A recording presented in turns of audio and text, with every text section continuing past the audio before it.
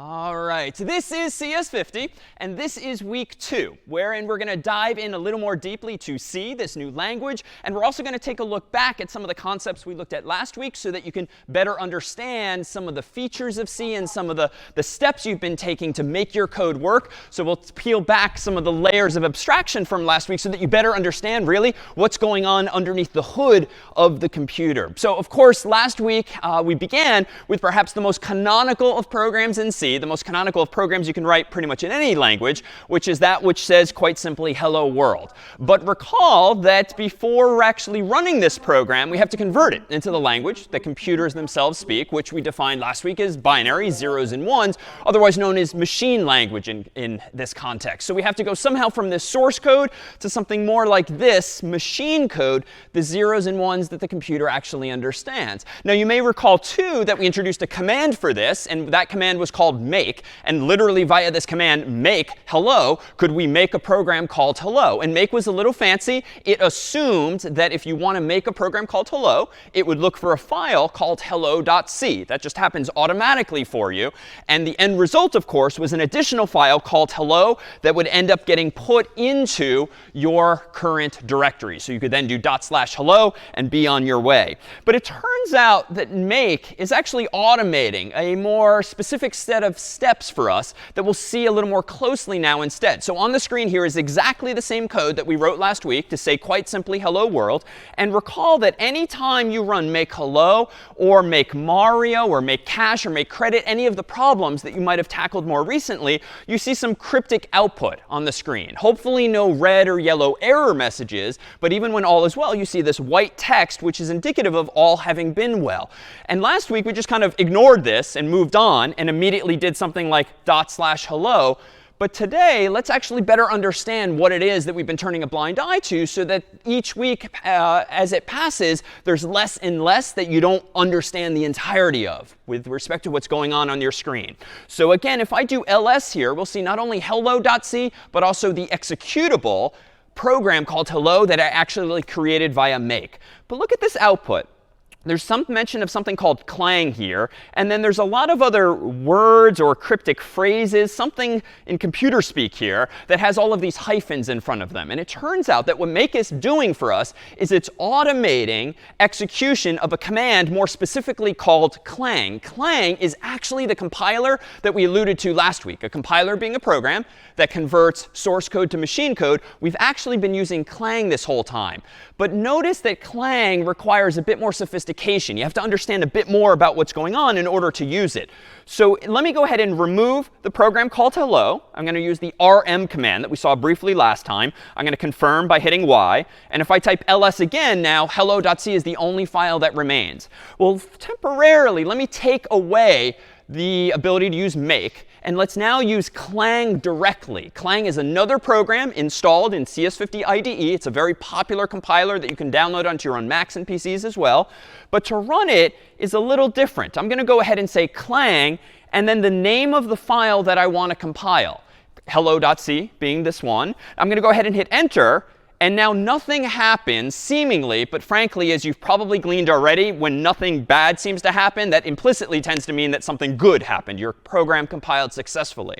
But curiously, if I type ls now, you don't see the program hello. You see this weird file name called a.out. And this is actually a historical remnant. Years ago, when humans would use a compiler to compile their code, the default file name that every program was given was a.out for assembly output. More on that in a moment. But this is kind of a stupid name for a program. It's not at all descriptive of what it does. So it turns out that programs like clang can be configured at the command line. The command line, again, refers to the blinking prompt where you can type commands. So indeed, I'm going to go ahead and remove this file now, rm space a.out, and then confirm with y. And now I'm back to where I began with just hello.c. And let me go ahead now and do something a little different. I'm going to do clang -o hello, and then the word hello.c. And what I'm doing here is actually providing what we're going to start calling a command line argument. So these commands like make and rm sometimes can just be run all by themselves. You just type a single word and hit enter. But very often we've seen that they take inputs in some sense. You type make hello. You type rm hello. And the second word, hello, in those cases is kind of an input to the command, otherwise now known as a command line argument. It's an input to the command. So here we have more command line arguments. We've got the word clang, which is the compiler we're about to run, -o, which it turns out is shorthand notation for output. So please output the following. What do you want to output? Well, the next word is hello. And then the final word is hello.c. So long story short, this command now, more verbose though it is saying run clang, output a file called hello.c, and take as input, run clang, output a file called hello, and take as input a file called hello.c. So when I run this command after hitting enter, nothing again seems to happen. But if I type ls, I don't see that stupid default file name of a.out. Now I see the file name hello.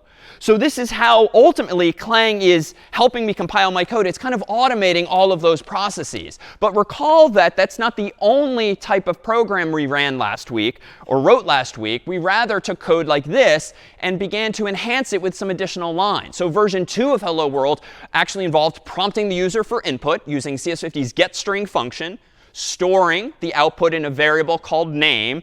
But recall that we also had to add CS50.h at the top of the file. So let me go ahead and do that. Let me go ahead and remove hello, because that's now the old version. Let me go in now and start updating my code here and go into my hello.c file, include CS50.h, now get myself a string called name, but we could call it anything, call the function getString and ask what's your name question mark with a space at the very end just to create a gap. And then down here, instead of printing out hello world always, let me print out hello %s, which is a placeholder, recall, and output the person's name. So last week, the way we compiled this program was just make hello, no different from now. But this week, suppose I were to instead get rid of make, only because it's sort of automating steps for me that I now want to understand in more detail. I could compile this program again with clang-o, hello, hello.c. So just a reapplication of that same idea of passing in 3 arguments, -o, hello, and hello.c. But the catch now is that I'm actually going to see one of these red error messages. And let's consider what this is actually saying. There's still going to be a bunch of cryptic stuff here. But notice, as always, we're going to see hopefully something that's a little familiar. So undefined reference to getString. I don't yet know what an undefined reference is necessarily. I don't know what a linker command is. But I at least recognize there's something going on with getString. And there's a reason for this. It turns out that when using a library, whether it's CS50's library or others as well, it's sometimes not sufficient only to include the header file at the top of your own code. Sometimes you additionally have to tell the computer where to find the zeros and ones that someone has written to implement a function like getString. So the header file, like CS50.h, just tells the compiler that the function exists. But there's a second mechanism that up until now has been automated for us that tells the computer where to find the actual zeros and ones that implement the functions in that header file. So with that said, I'm going to need to actually add another command line argument to this command.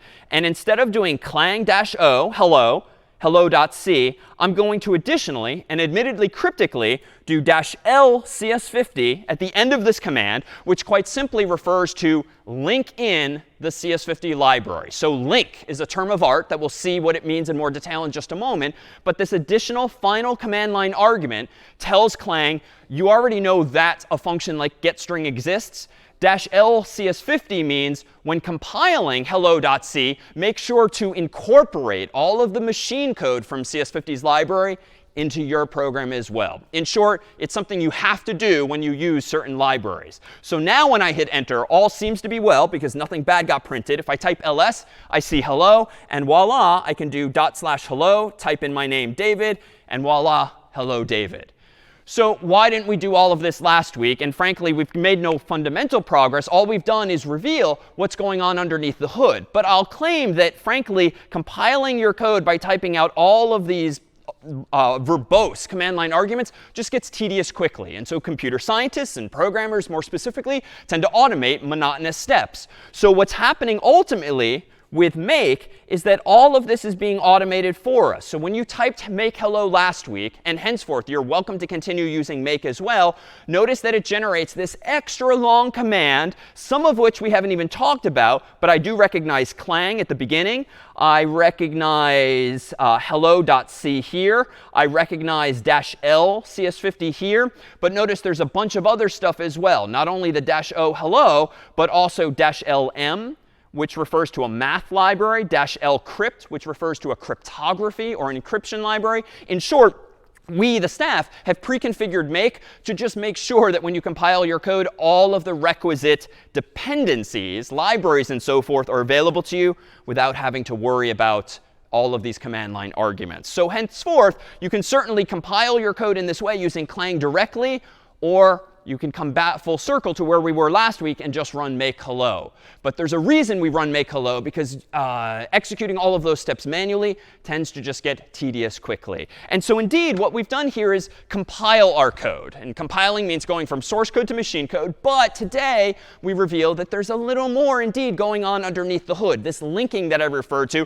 and a couple of other steps as well. So it turns out when you compile your code from source code to machine code, there's a few more steps that are ultimately involved. And when we say compiling, we actually mean these 4 steps. And we're not going to dwell on these kinds of low-level details, but it's perhaps enlightening just to see a brief tour of what's going on when you start with your source code and end up trying to produce machine code. So let's consider this. This is step 1 that the computer is doing for you when you compile your code.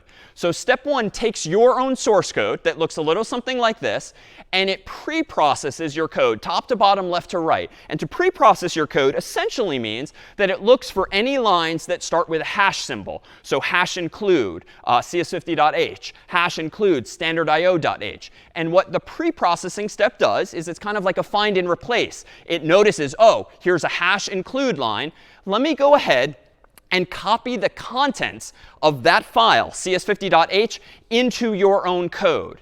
Similarly, when I encounter hash include standard.io.h, let me, the so-called preprocessor, open that file, standard.io.h, and copy paste the contents of that file so that what's in the file now looks more like this. So this is happening automatically. You never have to do this manually. But why is there this pre-processing step? If you recall our discussion last week of these lines of code that tend to go at the top of your file, does anyone perceive what the preprocessor is doing for me and why? Why do I write code that has these hash symbols like include CS50.h and include standard.io.h, but this preprocessor apparently is automatically replacing those lines with the actual contents of those files? What are these things here in yellow now? Any thoughts?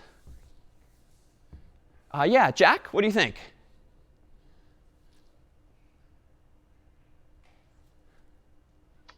Is it defining all the functions for you to use in your code? Otherwise, the computer wouldn't know what to do. Exactly. It's defining all of the functions in my code so that the computer knows what to do. Because remember that we ran into that sort of annoying bug last week whereby I was trying to implement a function called, I think, getPositiveInt. And recall that when I implemented that function at the bottom of my file, the compiler was kind of dumb in that it didn't realize that it existed because it was implemented all the way at the bottom of my file. So to Jack's point, by putting a mention of this function, a hint, if you will, at the very top, it's like training the compiler to know in advance that I don't know how it's implemented yet, but I know getString is going to exist. I don't know how it's implemented yet, but I know printf is going to exist. So these header files that we've been including for the past week essentially contain all of the prototypes, that is, all of the hints for all the functions that exist in the library so that your code, when compiled, know from the top down that those functions will indeed exist. So the preprocessor just saves us the trouble of having to copy and paste all of these prototypes, if you will, all of these hints ourselves. So what happens after that step there? What comes next? Well, there might very well be other header files. There might very well be other contents in those files. But for now, let's just assume that only in there is the prototype. So now compiling actually has a more precise meaning that we'll define today. To compile your code now means to take this C code and to convert it from source code here to another type of source code here. Now, this is probably going to be the most cryptic stuff we ever see, and this is not code you need to understand. But what's on the screen here is what's called assembly code. So long story short, there's a lot of different computers in the world, and specifically, there's a lot of different types of CPUs in the world, central processing units, the brains of a computer. And a CPU understands certain commands, and those commands tend to be expressed in this language called assembly code. Now, I honestly don't really understand most of this myself. It's certainly been a while even since I thought hard about assembly code. But if I highlight a few operative characters here, notice that there's mention of main, getString, and printf. So this is sort of like a lower level implementation of main, of getString, and printf in a different language called assembly. So you write the C code. The computer, though, converts it to a more computer-friendly language called assembly code. And decades ago, humans wrote this stuff. Humans wrote assembly code. But nowadays we have C, and nowadays we have languages like Python, more on that in a few weeks, that are just more user-friendly, even if it didn't feel like that this past week. Assembly code is a little closer to what the computer itself understands. But there's still another step. There's the step called assembling. And again, all of this is happening when you simply run make and in turn this command clang. To assemble your code means to take this assembly code and finally convert it to machine code, zeros and ones. So you write the source code. The compiler assembles it into assembly code. Then it compiles it into assembly code. Then it assembles it into machine code until we have the actual zeros and ones. But there's actually one final step. Just because your code that you wrote has been converted into zeros and ones, it still needs to be linked in with the zeros and ones that CS50 wrote, and that the designers of the C language wrote years ago when implementing the CS50 library in our case, and the printf function in their case. So this is to say that when you have code like this, that's not only including the prototypes for functions like getString and printf at the very top, these lines here in yellow are what are ultimately converted into zeros and ones. We now have to combine those zeros and ones with the zeros and ones from CS50.c, which the staff wrote some time ago, and even a file called standardIO.c, which the designers of C wrote years ago. And technically, it might be called something different underneath the hood, but there's really three files that are getting combined when you write your program. The first, I just claimed, once it's pre-processed and compiled and assembled, it's then in this form of all zeros and ones. Somewhere on the CS50 IDE, there's a whole bunch of zeros and ones representing CS50.c. Somewhere in CS50 IDE, there's another file representing the zeros and ones for standardIO.c. So this final fourth step, aka linking, just takes all of my zeros and ones, all of CS50's zeros and ones, all of printf's zeros and ones, and links them all together into one big blob, if you will, that collectively represent your program hello. So my God, like that's quite a mouthful and so many steps. And none of the steps have I described are really germane to you implementing Mario's pyramid or cache or credit, because what we've really been doing over the past week is taking all four of these fairly low-level sophisticated concepts and, if you will, abstracting them away so that we just refer to this whole process as compiling. So even though, yes, technically compiling is just one of the four steps, what a programmer typically does when saying compiling is they are just with a wave of the hand referring to all of those lower level details. But it is the case that there's multiple steps happening underneath the hood, and this is what make and in turn clang are doing for you, automating this process of going from source code to assembly code to machine code, and then linking it all together with any libraries you might have used. So no longer take for granted what's happening. Hopefully that offers you a glimpse, a bit more of what's actually happening when you compile your own code. Well, let me pause there, because that's quite a mouthful, and see if there's any questions on pre-processing, compiling, or assembling, or linking, aka compiling. And again, we won't dwell at this low level. We'll tend to now just abstract this all away if we can sort of agree that, OK, yes, there's those steps, but what's really important is the whole process, not the minutia. Sophia?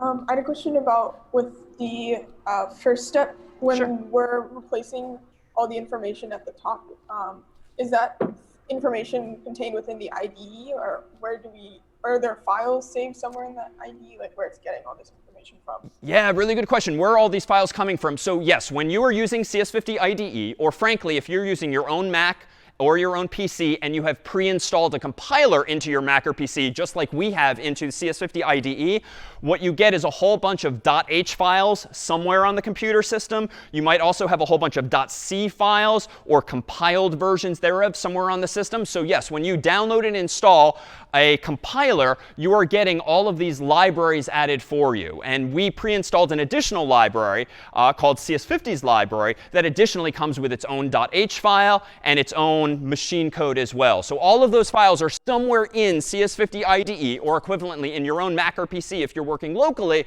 And the compiler, Clang in this case, just knows how to find that, because one of the steps involved in installing your own compiler is making sure it's configured to know, per Sophia's question, where all of those files are. Basili? I'm sorry if I'm mispronouncing it. Basili? Sure. So whenever we're compiling hello, for example, is the compiler also compiling, for example, CS50, or does CS50 already exist in machine code somewhere beneath? Yeah, really good question too. So I was kind of skirting this part of Sophia's question because technically speaking, probably CS50.c is not installed on the system. And technically, standard.io.c is probably not installed in the system. Why? It just doesn't need to be. It would be kind of inefficient, that is slow, if every time you compiled your own program, you had additionally compiled CS50's program and standard.io's program and so forth. So it actually stands to reason that what computers typically do is they pre-compile all of those library files for you so that more efficiently they can just be linked in. And you don't have to keep pre-processing, compiling, and assembling third-party code. You only perform those steps on your own code and then link everything together. And indeed, that's the case. It's all done in advance. Iris, question from you. Yeah, when we replace the header files with prototypes, are we only replacing it with the prototypes that get used, or are all the prototypes technically substitutes? Yeah, so I was kind of sweeping that detail under the rug with my ... There's a whole lot of other stuff in those files. You're getting the entire contents of those files, even if the only thing you need is the prototype. But, and this is why I alluded to the fact too, that technically there probably isn't a standard io.c file, because there would be so much stuff in it. There's probably not just one standard io.h file with everything in it. There's probably some smaller files that get magically included as well. But yes, there are many more lines of code in those files. But that's OK. Once your compiler is only going to use the lines that it actually cares about. Good question. All right. So with that said, this past week undoubtedly was a bit frustrating in some ways because you probably ran into problems. You ran into bugs, mistakes in your own code. You probably saw one or more yellow or red error messages, and you might have struggled a little bit just to get your code to compile. And again, that's normal. That will go away over time. But honestly, whenever I write C, let's say 20% of the time, I still have a compilation error, let alone logical errors in my own code. So this is just part of the experience of writing code. Humans make mistakes in all forms of life, and that's ever more true in the context of code, where again, per our first 2 weeks, precision is important, as is correctness. And it's hard sometimes to achieve both of those goals. So let's consider now how you might be more empowered to debug your own code. That is, find problems in your own code. And this word actually has some etymology. This isn't necessarily the first bug, but perhaps the most famous bug is this one pictured here from the research notebook of Grace Hopper, a famous computer scientist who had discovered that there were some problems with the Harvard Mark II computer, a very famous computer nowadays that actually lives over soon in the new engineering school on campus, used to live in the Science Center. The computer was having problems. And sure enough, when the engineers took a look inside of this big mainframe computer, there was actually a bug pictured here and taped to Grace Hopper's notebook. So this wasn't necessarily the first use of the term bug, but it is a very well-known example of an actual bug in an actual computer. Nowadays, we speak a little more metaphorically that a bug is just a mistake in one's program. And we did give you a few tools last week for troubleshooting bugs. Help 50 allows you to better understand some of the cryptic error messages. And that's just because the staff wrote this program that analyzed the problem you're having, and we try to to translate it to just more human-friendly speak, we saw a tool called style50, which helps you not with your correctness, but just with the aesthetics of your code, helping you better indent things and add white space, that is blank lines or space characters, so it's a little more user-friendly to the human to read. And then check50, which of course the staff write so that we can give you immediate feedback on whether or not your code is correct per the problem sets or the lab specification. But there's some other tools that you should have in your toolkit, and we'll give those to you today. And one, frankly, is sort of this universal debugging tool, just called, in the context of C, printf. So printf, of course, is just this function that prints stuff out onto the screen. But that in and of itself is a wonderfully powerful tool via which you can chase down problems in your code. And even after we leave C in a few weeks and introduce Python and other languages, almost every programming language out there has some form of printf. Maybe it's called print. Maybe it's called say, as it was in Scratch. But some ability to display information or present information to a human. So let's try to use this primitive, this notion of printf, to chase down a bug in one's code. So let me go ahead and deliberately write a buggy program. I'm going to even call the file buggy0.c. And at the top of this file, I'm going to go ahead and include standardio.h. No need for the CS50 library for this one. And then I'm going to do int main void, which we saw last week and we'll explain in more detail today. And then I'm going to give myself a quick loop. I just want to go ahead and print out, I don't know, like 10 hashes on the screen. So I want to print like a vertical column, kind of like one of those screenshots from Super Mario Brothers. Not a pyramid, just a single column of hashes, and 10 of them. So I'm going to do something like int I equals 0, because I feel like I learned in class that I generally should start counting from 0. Then I'm going to have my condition in this for loop, and I want to do this 10 times. So I'm going to do it less than or equal to 10. Then I'm going to go ahead and have my increment, which quite simply can be expressed as I++.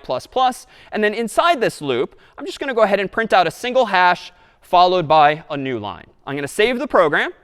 I'm going to compile it with clang-o, buggy0, buggy0. I mean, no, you don't have to use clang manually in this way. It's a lot simpler to just abstract that away. That's not a command. To abstract that away and run make buggy0. And make will take care of the process of invoking clang for you. I'm going to go ahead and run it. Seems to be compiling successfully, so no need for help 50. It's already pretty well styled. In fact, if I run style50 on this, buggy0, I don't have any comments yet, but at least it looks very nicely indented. So I think I'm OK with that. But let me add that comment and do print 10 hashes, just to remind myself of my goal. And now let me go ahead and run this, /buggy0, enter. And I see, OK, good. 1, 2, 3, 4, 5, 6, 7, 8, 9, 10, 11, I think. All right, so it's a stupid bug, and maybe it's jumped out obviously to some of you, but maybe it's a little more subtle to others of you.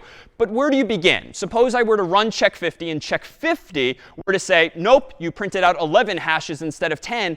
But my code looks right to me, at least at first glance. Well, how can I go about debugging this or solving this? Well, again, printf is your friend. If you want to understand more about your own program, use printf to temporarily print more information to the screen. Not that we want in the final version, not that your TF wants to see, but that you, the programmer, can temporarily see. So before I print this hash, let me print something a little more pedantic like this. I is now %i\n. So I literally want to know, just for my own mental math, what is the value of I at this point before I print that hash. Now I'm going to go ahead and paste in the value of I. So I'm using %i as a placeholder. I'm plugging in the value of the variable I. I'm going to save my code now. I'm going to recompile it with make buggy0. And I'm going to rerun it now. And let me go ahead and increase the size of my window just so we can focus now on the output. And I'm going to go ahead and run /buggy0, enter. OK, so now I see not only my output, but also commingled with that output some diagnostic output, if you will, some debugging output. And it's just more pedantically telling me I is now 0, I is now 1, I is now 2, ... I is now 9, I is now 10. OK, I don't hate the fact that I is 10, but I'm not loving the fact that if I started at 0 and printed a hash, and I'm hitting 10 and printing another hash, well, obviously, there's my problem. So it might not have been all that much more obvious than looking at the code itself. But by using printf, you can just be a lot more clear to yourself what's going on. So if now I see, OK, well, if I start at 0, I have to go up to 10. I could change my code to do this, to be less than 10. I could leave that alone and go from 1 through 10. But again, programmer convention would be to go from 0 up to 10. So I think I'm good now. And in fact, now I'll go ahead and recompile this, make buggy 0. Let me go ahead and increase the size of the window again, just so I can temporarily see this, and do /buggy 0. OK, I start now at 0, 1, 2, ... Now I stop at 9. And that, of course, gives me 10 hashes. So again, I don't need this in the final output. And I'm going to go ahead and delete this now as temporary output. But again, having those instincts, if you don't quite understand why your code is compiling but not running properly, and you want to better see what the computer is clearly seeing in its mind's eye, use printf to just tell yourself what the value of some variable or variables are anywhere in your code that you want to see a little more detail. All right, let me pause for just a moment to see if there's any questions on this technique of just using printf to begin to debug your code and to see the values of variables in a way that's a little more explicit. No? All right. Well, let me propose an even more powerful tool that admittedly takes a little getting used to, but this is kind of one of those lessons, trust me, if you will, that if you spend a few more minutes, maybe even an hour or so this week, learning the following tool, you will save yourself hours, plural, maybe even tens of hours over the course of the next many weeks, because this tool can help you truly see what's going on inside of your code. So this tool we're going to add to the list today is called Debug50. And while this one does end with 50, implying that it's a CS50 tool, it's built on top of an industry standard tool known as GDB, the GNU debugger. That's a standard tool that a lot of different computer systems use to provide you with the ability to debug your code in a more sophisticated way than just using printf alone. So let's go ahead and do this. Let me go back to the buggy version of this program, which, recall, had me going from 0 through 10, which was too many steps. A moment ago, I proposed that we just use printf to see the value of I. But frankly, the bigger our programs get, the more complicated they get, the more output they need to have on the screen, it's just going to get very messy quickly if you're printing out stuff that shouldn't be there, right? Think back to Mario. Mario's pyramid is this sort of graphical output, and it would very quickly get ugly and kind of hard to understand your pyramid if you're commingling that pyramid with actual textual output from printf as well. So Debug50, and in turn a debugger in any language, is a tool that allows you to run your code step by step and look inside of variables and other pieces of memory inside of the computer while your program is running. Right now, pretty much every program we run takes like a split second to run. That's way too fast for me, the human, to wrap my mind around what's going on step by step. A debugger allows you to run your program, but much more slowly, step by step, so you can see what's going on. So I'm going to go ahead now and run debug50 /hello. So, no, sorry, debug50 /buggy 0. So I write debug50 first, a space, and then / in the name of the program that's already compiled that I want to debug. So I'm going to go ahead and hit enter. And notice that, oh, it was smart. It noticed that I changed my code. And I did a moment ago. I reverted it back to the buggy version. So let me fix this. Make buggy 0. All right, no errors. Now let me go ahead and run debug50 again. And if you haven't noticed this already, sometimes I seem to type crazy fast. I'm not necessarily typing that fast. I'm going through my history in CS50 IDE. Using your arrow keys up and down, you can scroll back in time for all of the commands you've typed over the past few minutes or hours or even days. And this will just start to save you keystrokes. So I'm going to go ahead and hit up. And now I don't have to bother typing this whole command again. It's a helpful way to just save time. I'm going to go ahead and now hit enter. And now notice this error message. I haven't set any breakpoints. Set at least one breakpoint by clicking to the left of a line number and then rerun debug50. Well, what's going on here? Well, debug50 needs me to tell the computer in advance at what line I want to break into and step through step by step. So I can do that. I'm going to go to the side of the file here as it says. And you know what? The first interesting line is this one here, line 6. So I clicked in the so-called gutter, the left-hand side of the screen, on line 6, and that automatically put a red dot there, like a stop sign. Now, one last time, I'm going to go ahead and run debug50 /buggy 0 and hit enter. And now notice this fancy new panel opens up on the right-hand side. And it's going to look a little cryptic at first, but let's consider what has changed on the screen. Notice now that highlighted in this sort of off yellow color is line 6. And that's because what debug 50 is doing is it's running my program, but it has paused execution on line 6. So it's done everything from line 1 through 5, but now it's waiting for me on line 6. And what's interesting over here is this. Let me zoom in on this window over here. And there's a lot going on here, admittedly. But let's focus for just a moment, not on watch expressions, not on call stack, but only on local variables. And notice I have a variable called I, whose initial value is 0, and it's of type int. Now, this is kind of interesting because watch what I can do via these icons up here. I can click on this step over line and start to step through my code line by line. So let me go ahead and zoom out. Let me go ahead and click step over and watch what happens to the yellow highlighting. It moves down to the next line. But notice if I zoom in again up here, the value of I has not changed. Now let me go ahead and step over again. And notice the yellow highlighting doubles back. That makes sense because I'm in a loop, so it should be going back and forth, back and forth. But what next happens in a loop? Every time you go back to the beginning of the loop, remember that your incrementation happens, like the I++. So watch now closely in the top right-hand corner. When I click step over now, notice that the value of I in my debugger has just been changed to 1. So I didn't have to use printf. I didn't have to mess up the output of my screen. I can literally see in this GUI, this graphical user interface on the right-hand side, what the value of I is. Now, if I just start clicking a little more quickly, notice that as the loop is executing again and again, the value of I keeps getting updated. And you know what? I bet, even though we started at 0, if I do this enough times, I will see that the value is 10 now, thereby giving me another printf at the bottom, thereby explaining the 11 total hashes that I saw. So I haven't gotten any new information here, but notice I've gotten unperturbed information. I've not messily and sort of sloppily printed out all of these printf statements on the screen. I'm just kind of watching a little more methodically what's happening to the state of my variable over on the top right there.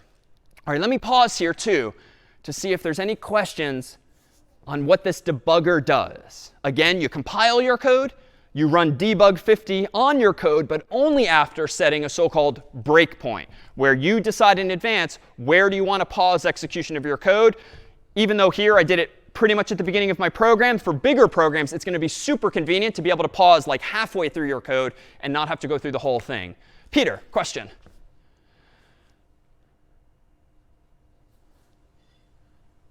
About the debugger. What's the difference between step over and step into and step out? And really good question. Let me come back to that in just a moment because we'll do one other example where step into and step out actually are germane. But before we do that, any other questions about debug 50 before we reveal what step into and step over do for us as well?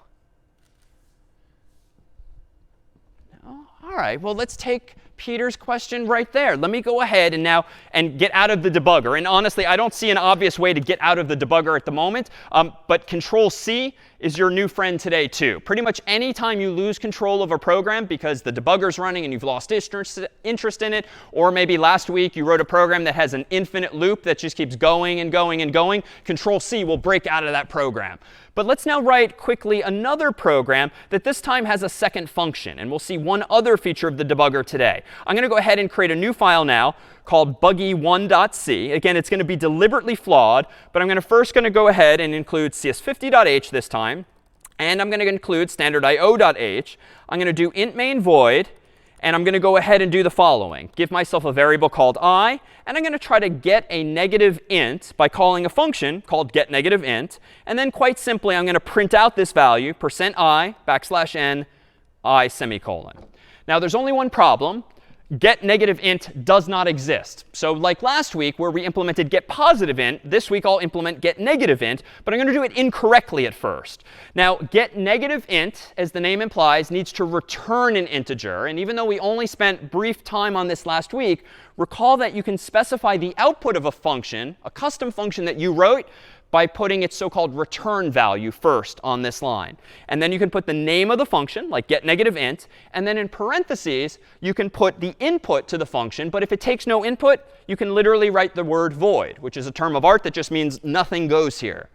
I'm going to go ahead now and implement getNegativeInt. And frankly, I think it's going to be pretty similar to last week, but my memory is a little hazy. So again, it will be deliberately flawed. But I'm going to go ahead and declare a variable called n. Then I'm going to do the following. I'm going to set n equal to getInt, and I'm just going to explicitly ask the user for negative integer, followed by a space. And then I'm going to keep doing this while n is less than 0. And then at the very last line, I'm going to return n. So again, I claim that this function will get me a negative int from the user, and it's going to keep doing it again and again until the user cooperates. However, there is a bug. And there's a couple of bugs, in fact. Right now, let me go ahead and make a deliberate mistake. Make buggy1, enter. And I see a whole bunch of errors here. I could use help 50 on this. But based on last week, does anyone recall what the error here might be? Error. Implicit declaration of function get negative int is invalid in C99. So I don't know all of that, but implicit declaration of function is something you're going to start to see more often if you make this mistake. Anyone recall what this means and what the fix is without resorting to help 50? Yeah. Jasmine, what do you think? So basically, since you declared it after you already used it in your code, it doesn't know what to read that as when it's processing it. So you have to move like the first line above when you actually start the code. Perfect. And this is the only time I will claim that copy paste is acceptable and encouraged. I'm going to copy the very first line only of that function. And as Jasmine proposed, I'm going to paste it at the very top of the file, thereby giving myself a hint, otherwise known as a prototype. So I'll even label it as such to remind myself why it's there, prototype of that function. And here I'm going to go ahead and get negative integer from user. And then this function is left as written. So I now have this prototype at the very top of my file, which I think will indeed get rid of this error. Let me go do make buggy1 again.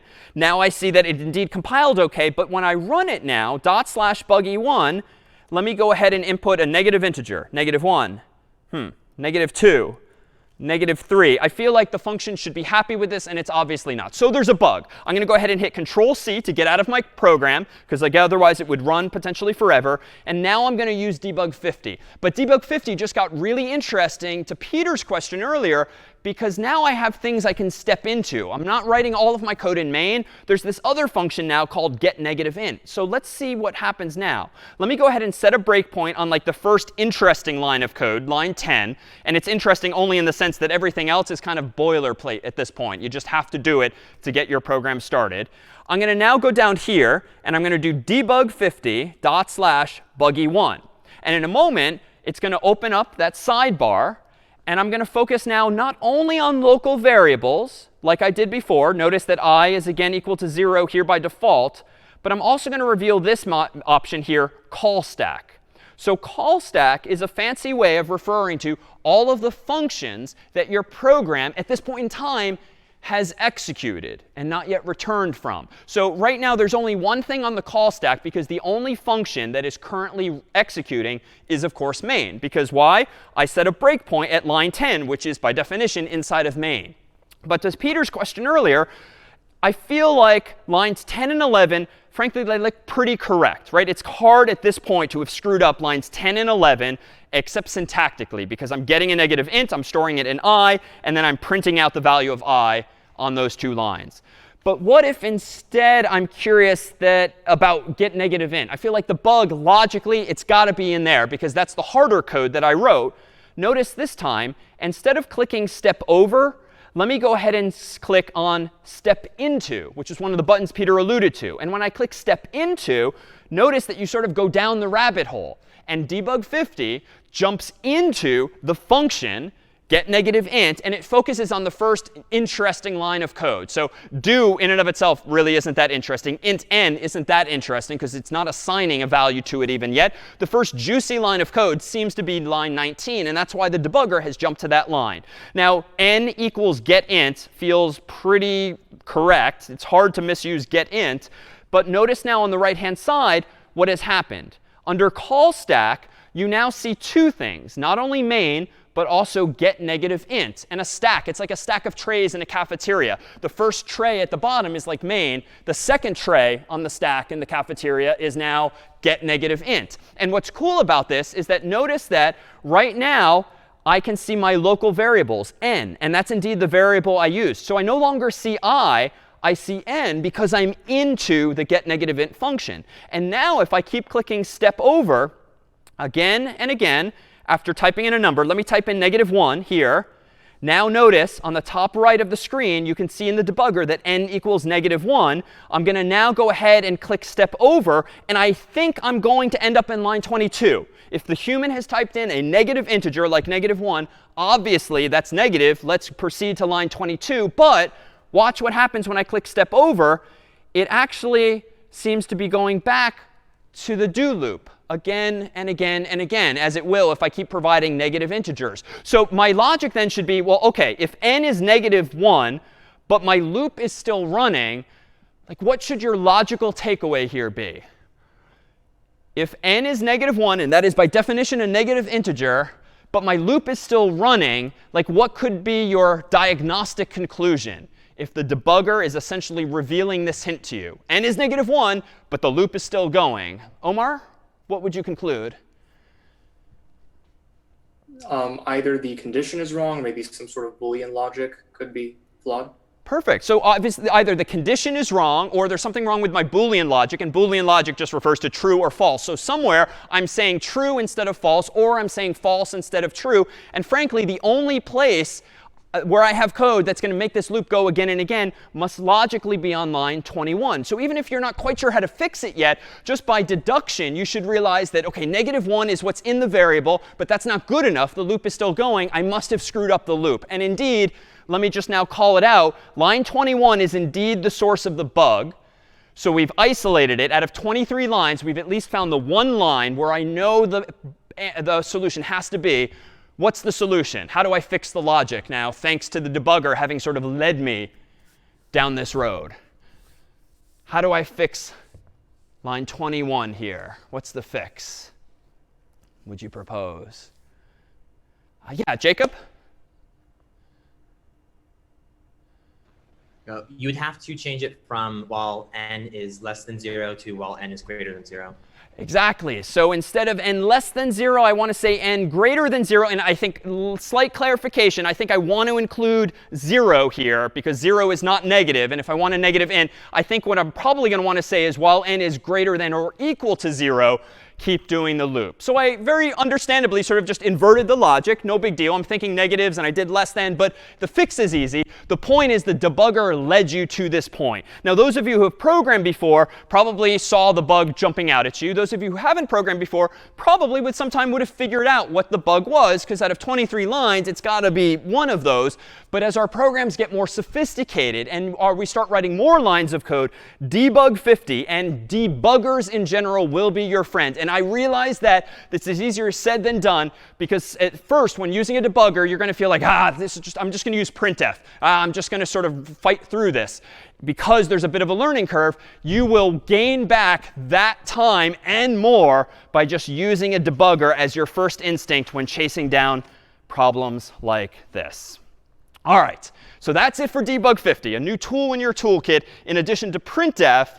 But debug 50 is hands down the more powerful of the two. Now, some of you have wondered over the past couple of weeks why there's this little rubber duck here. And there actually is a reason for this too. And there's one final debugging technique that in all seriousness we'll introduce you today to, known as rubber duck debugging. And you can Google this. There's a whole Wikipedia article about it. And this is kind of a thing in computer science circles for computer scientists or programmers to have rubber ducks on their desk. And the point here is that sometimes when trying to understand what is wrong in your code, it helps to just talk it through. And in an ideal world, we would just talk to our colleague or our partner on some project. And just in hearing yourself vocalize what it is your code is supposed to do, very often that proverbial light bulb goes off and you're like, oh, wait a minute, never mind, I got it.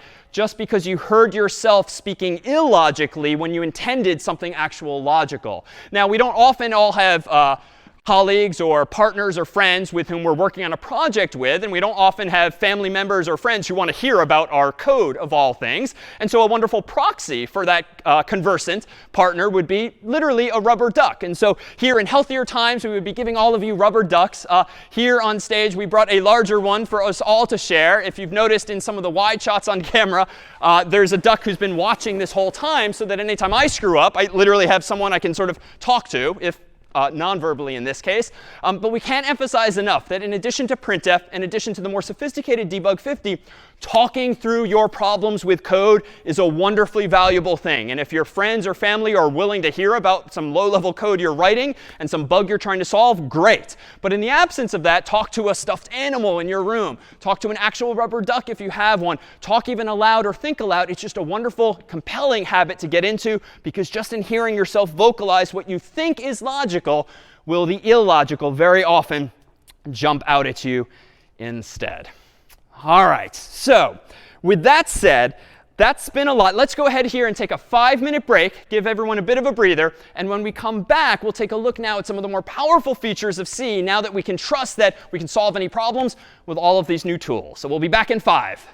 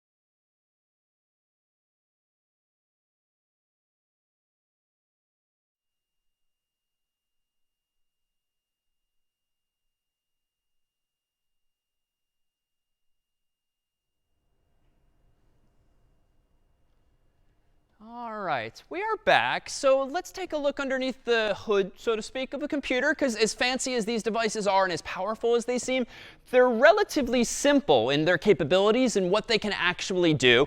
And let's reveal as much by way of last week's discussion of type. So recall that C supports different data types. So we saw char and string and int and so forth. So to recap, we had all of these. Well, it turns out that each of these data types is defined on a typical computer system as taking up a fixed amount of space. And it depends on the computer, whether it's Mac or PC or old or new, just how much space is used typically by these data types. But on CS50 IDE, the sizes of all of these types are as follows. A bool, true or false, uses just 1 byte. Now that's actually a little wasteful because 1 byte is 8 bits. And gosh, like for a bool, you should only need 1 bit. You can't work at the single bit level easily in C.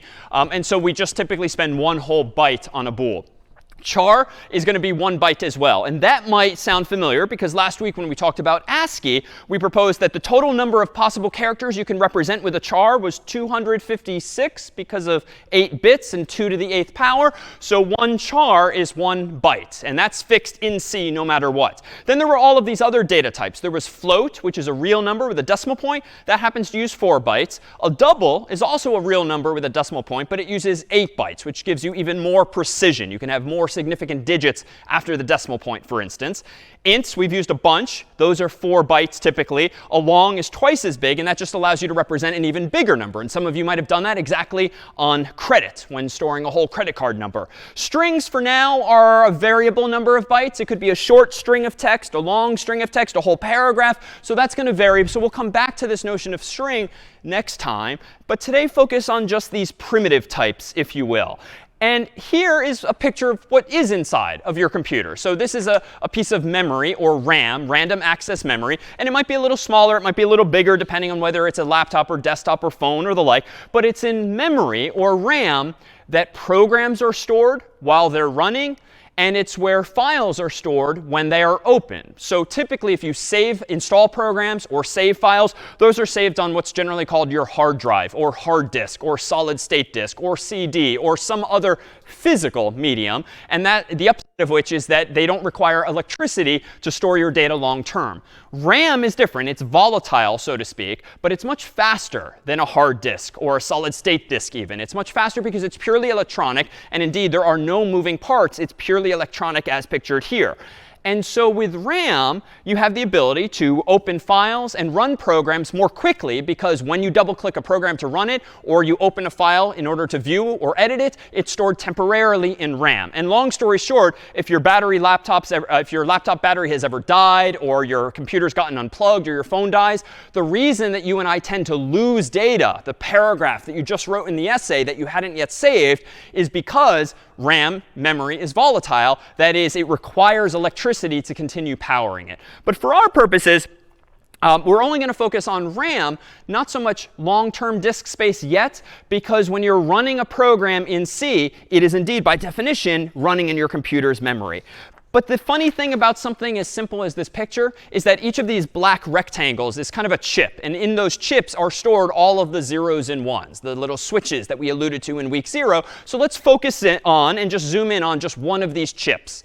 Now, it stands to reason that I don't know how big this stick of RAM is. Maybe it's 1 gigabyte, a billion bytes. Maybe it's 4 gigabytes. Maybe it's even smaller or bigger. There's some number of bytes represented physically by this hardware. So if we zoom in further, let me propose that, all right, I don't know how many bytes are here, but if there's some number of bytes, whether it's 1 billion or 2 billion or fewer or more, it stands to reason that we could just number all of these bytes. We could sort of think of this physical device, this memory, as just being a grid, top to bottom, left to right. And each of the squares I've just overlaid on this physical device might represent an individual byte. And again, in reality, maybe there's more of them, maybe there's fewer of them. But it stands to reason that no matter how many there are, we can think of each of these as having a location. Like this is the first byte, second byte, third byte, and so forth.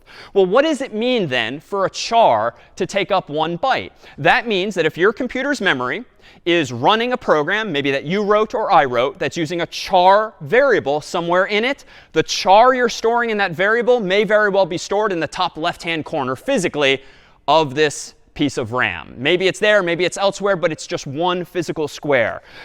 If you're storing something like an int, which takes up 4 bytes, well, that frankly might take up all 4 squares along the top there or somewhere else. If you're using a long, that's going to take up twice as much space. So representing an even bigger number in your computer's memory is going to require that you use all of the zeros and ones comprising these 8 bytes instead. But let's now move away from physical hardware. Let's abstract it away, if you will, and just now start to think of our memory as just this grid. And technically, it's not a 2-dimensional structure. I could just as easily draw all of these bytes from left to right. I could just fit fewer of them on the screen. So we'll take the physical metaphor a bit further and just think of our computer's memory as this grid of bytes. And those bytes are each 8 bits. Those bits are just zeros and ones. So what we've really done is zoom in metaphorically on our computer's memory to start thinking about where things are going to end up in memory when you double click on a program on your Mac or PC, or in CS50 IDE when you do /hello or /buggy0 or buggy1.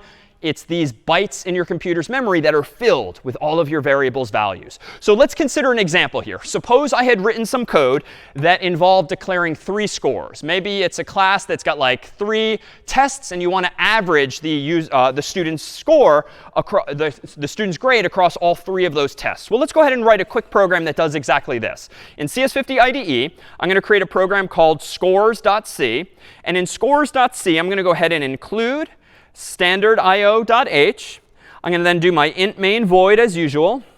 And then inside of here, I'm going to keep it very simple. I'm going to give myself one int called score1. And just to be a little playful, I'm going to set it equal to 72, like last week. I'm going to give myself a second score and set it equal to 73.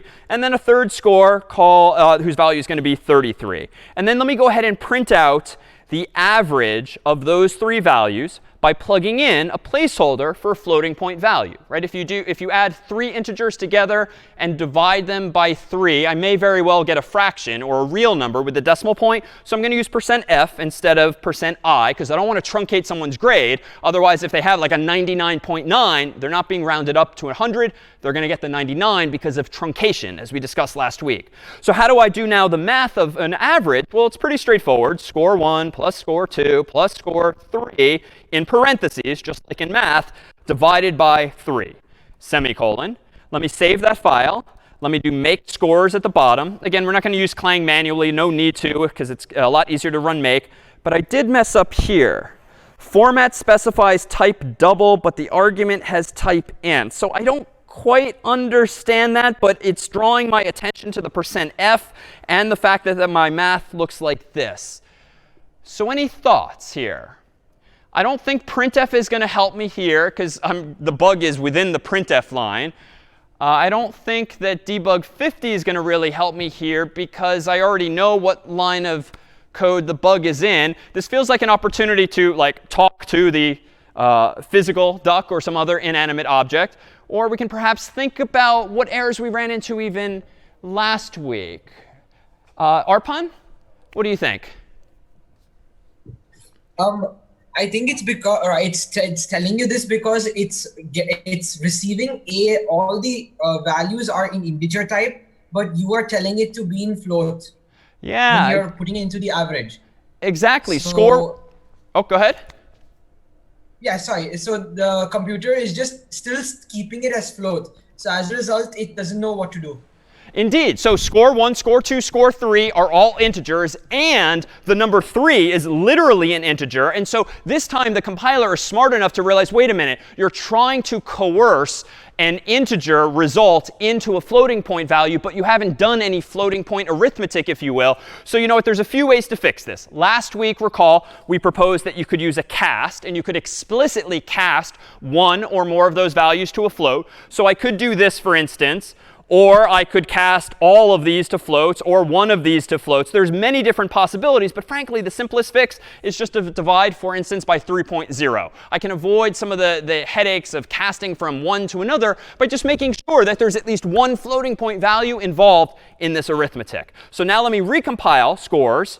This time it compiles OK. Let me do /scores, and voila, my average isn't so high, 59.333333. All right. So what is actually going on inside of the computer, irrespective of the floating point arithmetic, which was, again, a topic of last week? Well, let's consider these three variables, score 1, score 2, score 3. Where are they actually being stored in the computer's memory? Well, let's consider that grid again. And again, I'm going to start at top left for convenience. But technically speaking, and we'll see this down the road, your computer's memory is just like this big canvas. And values can end up in all different places. But for today, we'll keep it clean. The first variable, score 1, I claim is going to be here top left for simplicity. But what's important about where score 1, that is 72, is being stored is it's taking up 4 of these boxes. Each of these boxes, recall, represents 1 byte. And an integer, recall, in CS50 IDE is 4 bytes. Therefore, I have used 4 bytes of space to represent the number 72. The number 73 in score 2, similarly, is going to take up 4 boxes, as is score 3 going to take up 4 boxes as well. But what's really going on underneath the hood here? Well, if each of these squares represents a byte, and each of those bytes is 8 bits, and a bit is just a 0 or 1, what's really going on underneath the hood is something like this. Somehow, this electronic memory is storing electricity in just the right way so that it's storing this pattern of zeros and ones, aka 72 in decimal, this pattern of zeros and ones, aka 73 in decimal, this pattern of zeros and ones, aka 33 in decimal. But again, we don't have to keep thinking about or dwelling on the binary level, but this is only to say that everything we've discussed thus far is coming together now in this one picture, because a computer is just storing these patterns for us, and we are allocating space now, thanks to our programming language, via code like this. But this code, correct though it may be, indeed 59.333333 and so forth was my average if my test scores were 72, 73, and 33. But I feel like there's an opportunity for better design here. So not just correctness, not just style. Recall that design is this other metric of code quality. And it's a little more subjective, and it's a little more subject to debate among reasonable people. But I don't really love what I was doing with this naming scheme. And in fact, if we look at the code, there really wasn't much more to my program than these 3 lines. I worry this program isn't particularly well designed. What rubs you the wrong way, perhaps, about those 3 lines of code? What could be better?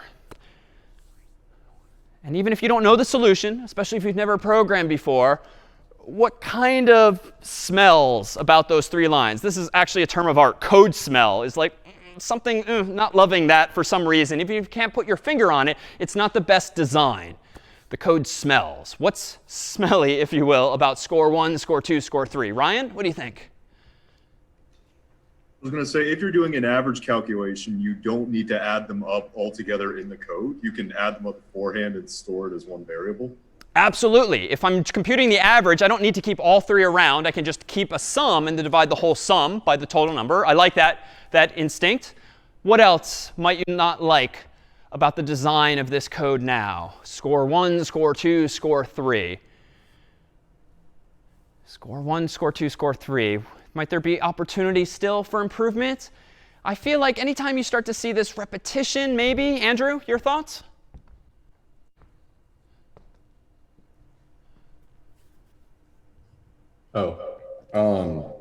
I think I would not hard code the 3 scores together. OK. So not hard code the 3 scores. And what would you do instead? I would maybe take an input, or I would, I wouldn't write out the scores themselves. Yeah, another good instinct. It's kind of stupid that I've written a program, compiled a program that only computes the average for some student who literally got those 3 test scores and no others. Like, there's no dynamism here. Moreover, it's a little lazy, too, that I called my variables score 1, score 2, score 3. I mean, where does it end after that? If I want to have a 4th test next semester, now I have to go and have score 4. If I've got a 5th, score 5. That starts to sort of be reminiscent of last week's copy-paste, which really wasn't the best practice. And so let me propose that we clean this up. And it turns out we can clean this up by way of another topic, another feature of C that's also present in other languages, known as arrays. And if you happen to use something called a list in Scratch, very similar in spirit to Scratch's lists, but we didn't see those in lecture that first week. An array in C, as in other languages, is a sequence of values stored in memory back to back to back. A sequence of contiguous values, so to speak, back to back to back. So in that sense, it's like a list of values from left to right if we use the metaphor of the picture we've been drawing. So how might this be germane here? Well, it turns out that if you want to store a whole bunch of values, but they're all kind of interrelated, like they're all scores, you don't have to resort to this sort of lazy score 1, score 2, score 3, score 4, score 5, score 99, depending on how many scores there are. Why don't you just call all of those numbers scores, but use a slightly different syntax? And that syntax gives you access to what are called arrays. So the syntax here on the screen is an example of declaring space for 3 integers all at once and collectively referring to all of them as the word scores. So there's no more scores 1, 2, and 3. All 3 of those scores are in a variable called scores. And what's new here is the square brackets, inside of which is a number that literally connotes how many integers do you want to store under the name scores. So what does this allow me to do? It allows me still to define 3 integers in that array. So this array is going to be a chunk of memory, back to back to back, that I can put values in. And the way I put those values is going to look syntactically like this. I still use numbers, but now I'm using a new notation. And it's similar to what I resorted to before, but it's a little more generalized now and dynamic. Now, if I want to update the very first score in that array, I literally write the name of the variable scores, bracket 0, close bracket, and then assign it the value. If I want to get at the second score, I do scores bracket 1. If I want the third score, it's scores bracket 2. And the only thing that's a little weird and a little takes some getting used to is the fact that we are 0 indexing our arrays. So in past examples like for loops and while loops, I've sort of said, it's a convention in programming to start counting from 0. When it comes to arrays, which are contiguous sequences of values in a computer's memory, they have to start at 0. So otherwise, if you don't start counting at 0, you're literally going to be wasting space by overlooking one value. So now, if we were to rename things on the screen, instead of calling these 3 rectangles, score 1, score 2, score 3, they're all called scores. But if you want to refer specifically to the first one, you use this fancy bracket notation. And the second one, this bracket notation. And the third one, this bracket notation. But notice the dichotomy. When declaring the array, when creating the array, saying give me 3 ints, you use bracket 3, where bracket 3 is the total number of values. When you index into the array, that is when you go to a specific location in that chunk of memory, you similarly use numbers, but now those are referring to their relative positions. Position 0, position 1, position 2. This is the total number of spaces. This is the specific space, first, second, and third. All right, so pictorially, nothing has changed. Just our nomenclature really has. So let me go ahead and start to improve this program, taking in the advice that was offered too on how we can improve the design and get rid of the sort of the smelliness of it. Let me take the easiest of these approaches first by just getting rid of these 3 separate variables and instead giving me one variable called scores of size an array of size 3. And then I don't need to declare score 1, score 2. Again, that's all going away. That's all going away. That's all going away. Now, if I want to initialize that array with these 3 values, I say scores bracket 0. And down here, I say scores bracket 1. And down here, I say scores bracket 2. So I've added one line of code. But notice the dynamism now. If I want to have a 4th one, I can just allocate here and then put in the value with another line of code, or 5, or 6, or 7, or 8. I don't have to start copying and pasting all of these different variable names by convention. But I think if we take some of the advice that was offered a moment ago, we can also clean this up by way of a loop or such as well. So let's do that. Let me go ahead and give myself actually first the CS50 library so that I can use getInt. And let's take this first piece of advice, which is let's start asking for a score using getInt. And I'm going to do this 3 times.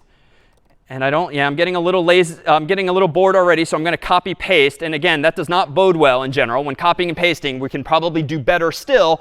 But now, I think I need to change just one more thing here. When doing the math, I want scores 0 plus scores 1 plus scores 2. But before I solve this problem here, the logic is still the same, but I'm now taking in dynamically 3 integers. There's still a smell to it as well. It's still not as well designed. And so just to make clear, what could I be doing better now? how could I clean up this code and make it not just correct, not just well styled, but better designed? What remains here? Nina, what do you think?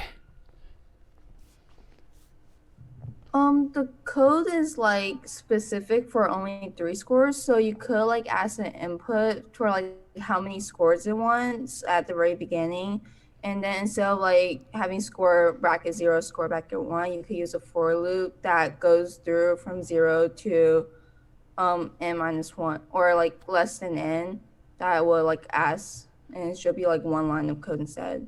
Yeah, really good. It's the fact that we have get int, get int, get int. That's like the first sign that you're probably doing something suboptimally. It might be correct, but it's probably not well designed because I did literally resort to copy paste. There's sort of a pattern here that I could certainly integrate into something like a loop. So let me do that. Let me actually get rid of 2 of these lines of code. Let me go up here and do something like for int I gets 0, I less than 3 for now, I++.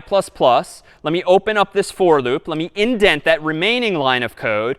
And instead of scores bracket 0, this is where arrays get really powerful. You can use a variable to index into an array.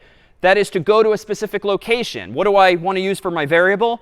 Well, I would think I here. So now I've whittled my lines of code down from all 3, triplicate, 3 nearly identical lines into just 1 really inside of a loop that's going to do the same thing for me again and again. And as Nina proposed too, I don't have to hard code these 3s all over the place. Maybe I could do something like this. I could say something like int total gets get int, and I might ask total number of scores. And I could literally ask the human from the get-go how many total scores are there. Then I can even more powerfully use this variable total in multiple places so that now I'm doing my math much more dynamically. This, though, I'm afraid, Nina, this broke a bit. I'm going to be a little more, I need to exert a little more effort here on line 14 because now I can't hard code score 0, 1, and 2 because if the total number of scores is more than that, I need to do more addition. If it's fewer than that, I need to do less addition. So I think we've introduced a bug, but we can fix that. But let me propose for just a moment, let's not make it dynamic because I worry that's just made my life harder. Let's at least introduce one other features here first. I'm going to go ahead up here and define a new feature of C today, which is known as a constant. If I know in advance that I want to declare a number that I want to use again and again and again without copying and pasting literally that number 3, I can give myself a constant int via const int, say total equals 3. This declares what's called a constant in programming, which is a feature of many languages whereby you declare a variable of sorts whose value can never change. Once you set it, you cannot change it. And that's a good thing because 1, it shouldn't change in the context of this program. And 2, just in case you, the human, are fallible, you don't want to accidentally change it when you don't intend. So this is a feature of a programming language that sort of protects you from yourself. So now I can sort of take an amalgam of my instincts and Nina's and use this variable total. And actually, another convention when declaring constants is to capitalize them just to make visually clear that there's something different or special about this variable. I'm going to use total here and here and here. You didn't see that. Turns out it's a convention when you want to draw attention to a constant to capitalize it in all caps. So I'm going to change this to total, and I'm going to use that value here and also down here. But I'm afraid both Nina and I have a little bit of cleanup here to do in that I still have hard-coded scores 0, scores 1, and scores 2. And I want to add a changing number of values together. So you know what? I've got an idea. Let me go ahead and create a function that's going to compute an average for me. So if I want to create my own function that computes an average, I want it to return a floating point value just so that we don't truncate any math. I'm going to call this average. And the input to this function is going to be the length of an array and the actual array. And this is the last piece of funky syntax for now. It turns out that when you want to pass an array as input to a custom function, you literally use those square brackets again, but you don't specify the size. And the upside of this is that your function then can support an array that's got 1 space in it, 2 spaces, 3, 100. It's more dynamic this way. So how do I compute an average here? I can do this a few different ways, but I think what was suggested earlier makes sense where I can do some kind of summation. So let me do int sum equals 0, because how do you compute the average of a bunch of numbers? Well, you add them all together and you divide by the total. Well, let's see how I might do that. Let me do for int I gets 0, I less than, what should this be? Well, if I'm being passed as this custom function, the length of the array and the actual array, I think I can iterate from I up to length, and then I++ on each iteration. And then on each iteration, I think I want to do sum plus whatever is in the array's ith location, so to speak. So again, this is shorthand notation per last week for this. Sum equals whatever sum is plus whatever is in location I of the array. And once I've done all of that, I think what I can do is return the total sum divided by the length of the array. And what I like about this whole approach, assuming my code's correct, and I don't think it is just yet, notice what I can do back up in main. Now I can abstract away the notion of calculating an average and just do something like this with this line of code here. So what did I just do? A lot's going on, but let's focus for a moment on line 14 here. On line 14, I'm still just printing the average of some floating point placeholder. But what I'm passing as input now is this function, average, whose inputs are going to be total, which again is just this constant at the very top. Oh, sorry, I goofed. I should have capitalized it. Which is just that constant at the very top. And I'm passing in scores, which again is just this array of all of those scores. Meanwhile, in the custom function, in the context of the custom function, notice that the names of the inputs to a function do not need to match the names of the variables being passed into that function. So even though in main they're called total and scores, in the context of my custom function average, I can call them x and y, a and b, or more generically, length and array. I don't know what the array is, but it's an array of ints, and I don't know how long it is, but that value, that answer is going to be in length. But there's still a bug here. There's still a bug. And if we ignore main for a moment, this is a subtle one. Does anyone see a mistake that I've made probably for the third time now over the past 2 weeks? What mistake, subtle, have I made here with my code? Only in this average function. This one's a little more subtle, but the goal is to compute the average of a whole bunch of integers and return the answer. Nicholas? You've declared the variable within the function. I've declared the variable within the function. That's OK, because I've declared my variable sum here, I think you mean. But that's inside of the average function. And I'm using sum inside of the outermost curly braces that was defined in. So that's OK. That's OK. Let's take another thought here. Olivia, where might the bug still be?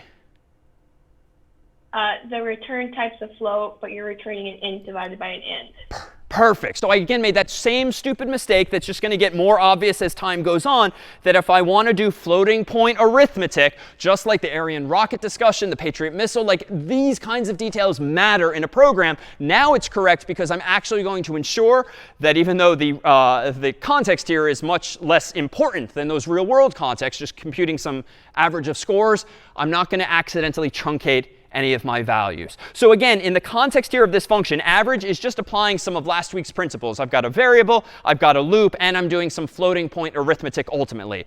And I'm now creating a function that takes 2 inputs. One is length, and one is the array itself. And the return type, as Olivia notes, is a float, so that my output is also well defined. But what's nice about this is, again, you can think of these functions as abstractions. Now, I don't need to worry about how I calculate an average, because I now have this helper function, a custom function I wrote that can help me answer that question. And here, notice that the output of this average function will become an input into printf. And the only other feature I've added to the mix here now are not only arrays, which allow us to create multiple variables, a variable number of variables, if you will, but also this notion of a constant. If I find myself using the same number again and again and again, this constant can help me keep my code clean. And notice this, if next year, maybe another semester, there's 4 scores or 4 tests, I change it in one place, I recompile, boom, I'm done. A well-designed program does not require that you go reading through the entirety of it, fixing numbers here and numbers there. Changing it in one place can allow me to improve this program, make it support 4 tests next year instead of just the 3. But better still would be to take, I think, Nina's advice before, which was to maybe just use getInt and ask the human for how many tests they actually have. That, too, would work. Well, let me pause here to see if there's any questions then about arrays or about constants, or passing them around as inputs and outputs in this way. Yeah, over to Sophia. I had a question about the use of a float and why the use of one float causes the whole output to be a float. Why does that occur? Yeah, really good question. That's just how C behaves. So long as there is one or more floating point values involved in a mathematical formula, it is going to use that data type, which is the more powerful one, if you will, rather than risk truncating anything. So you just need one float to be participating in the formula in question. Good question. Other questions on arrays or constants or this passing around of them? Yeah, over to Alexandra.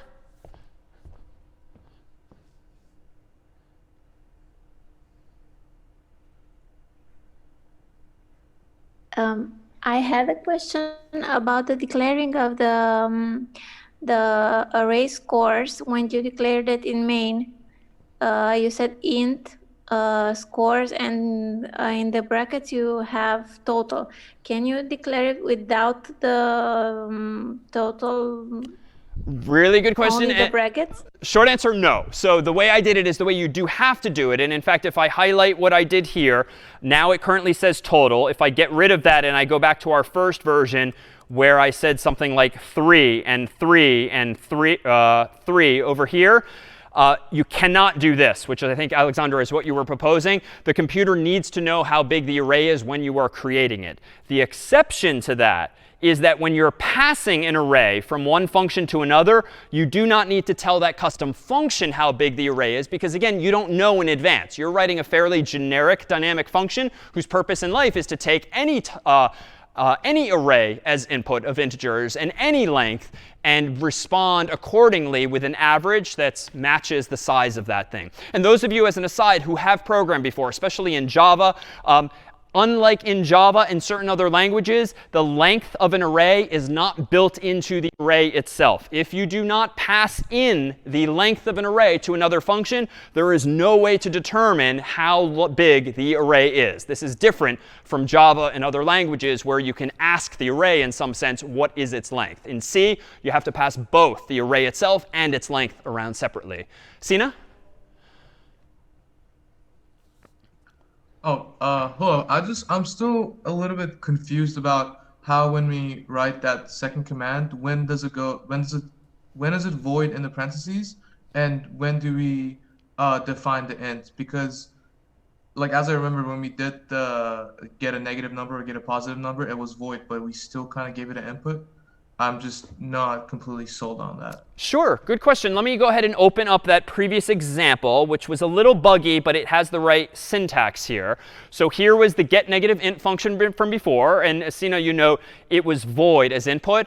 So there was one comment you made where it still took input. That was not so. So get negative int did not take any input. And case in point, if we scroll up to main, notice that when I called it on line 10, I said get a negative int, open parenthesis, close parenthesis, with no inputs inside of those parentheses.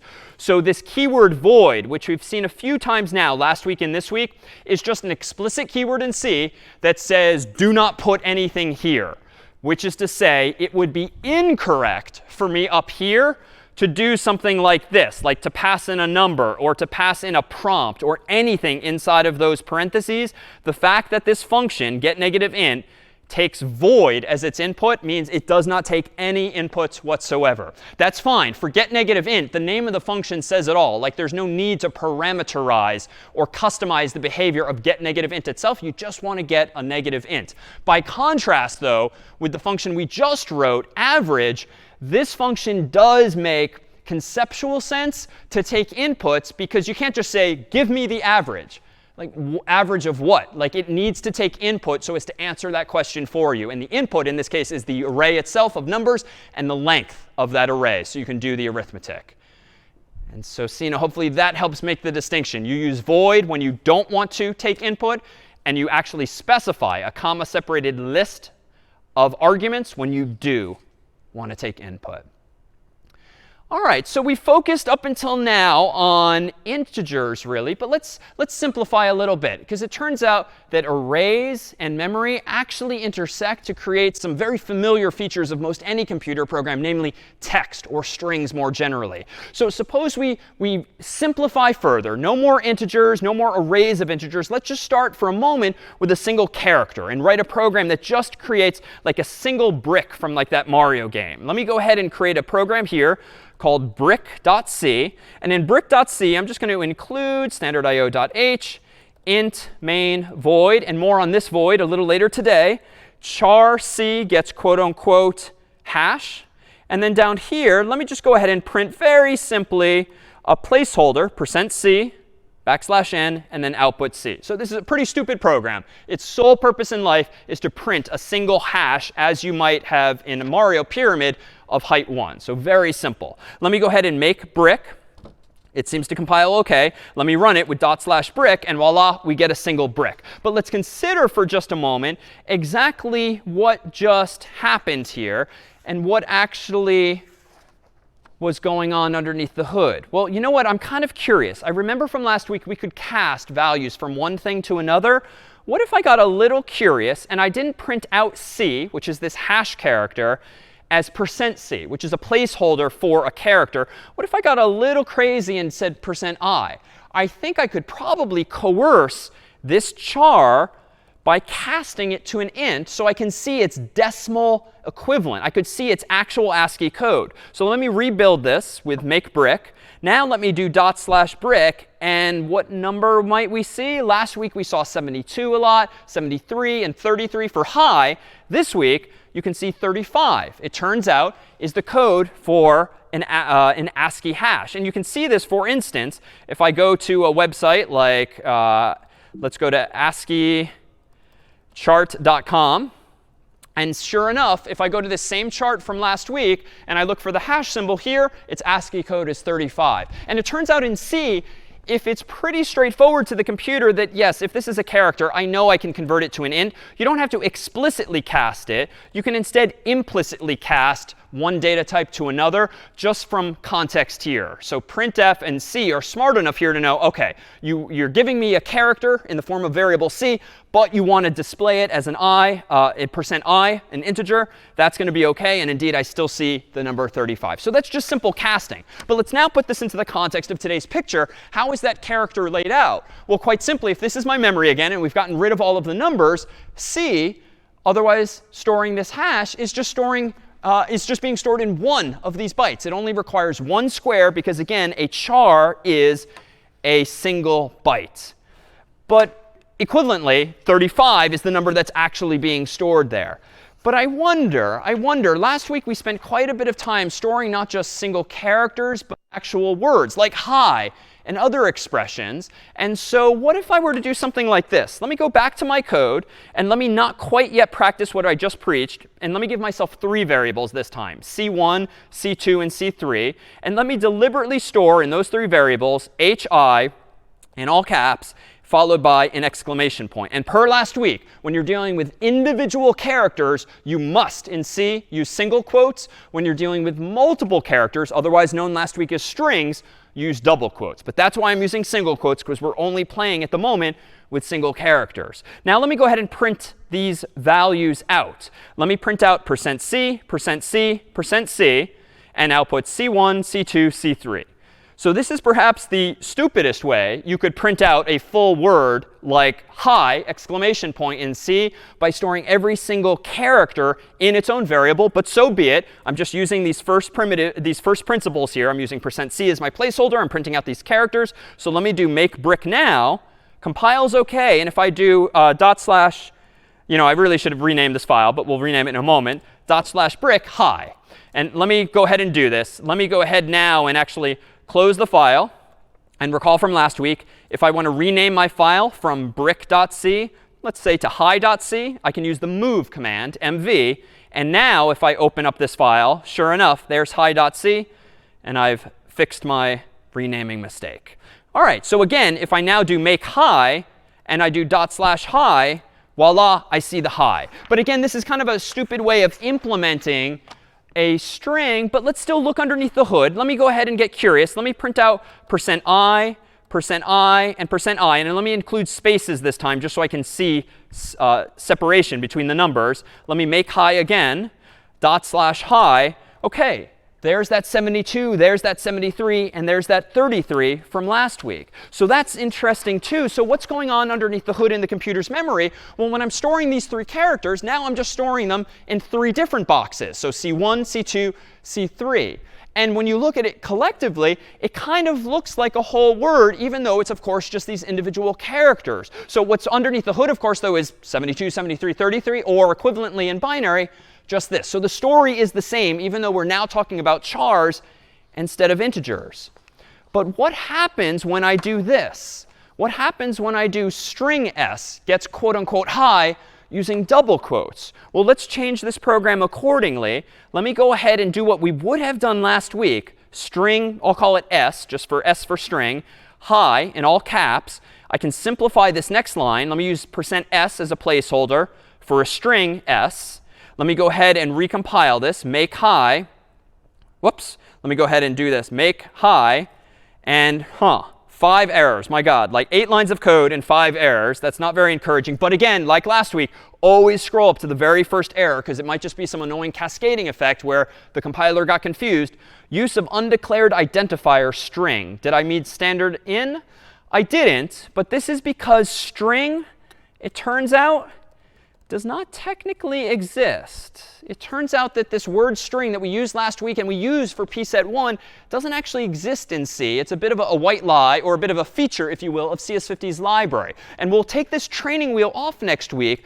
But let's for now reveal what a string really is, because string is a term of art. Every programming language has strings, even if it doesn't technically have a data type called string. C does not technically have a data type called string. We have added this type to C by way of CS50's library. But now if I do make hi, notice that my code compiles OK. And if I do /hi, enter, voila, I still see hi, which is what I would have seen last week as well. And if we depict this in the computer's memory, because hi is 3 letters, it's kind of like saying, well, give me 3 boxes, and let me call this string s. So this feels like a reasonable artist's rendition of what s is if it's storing a 3-letter word like hi. But any time we have sequences of characters like this, I feel like we're now seeing the capability of a proper programming language. We introduced a little bit ago the notion of a string. So maybe could someone redefine string, as we've been using it, in terms of some of today's nomenclature? Like, what is a string? There's an example of one, hi, taking up 3 boxes. But how did we, CS50, maybe implement string underneath the hood, would you say? What is it? Tucker?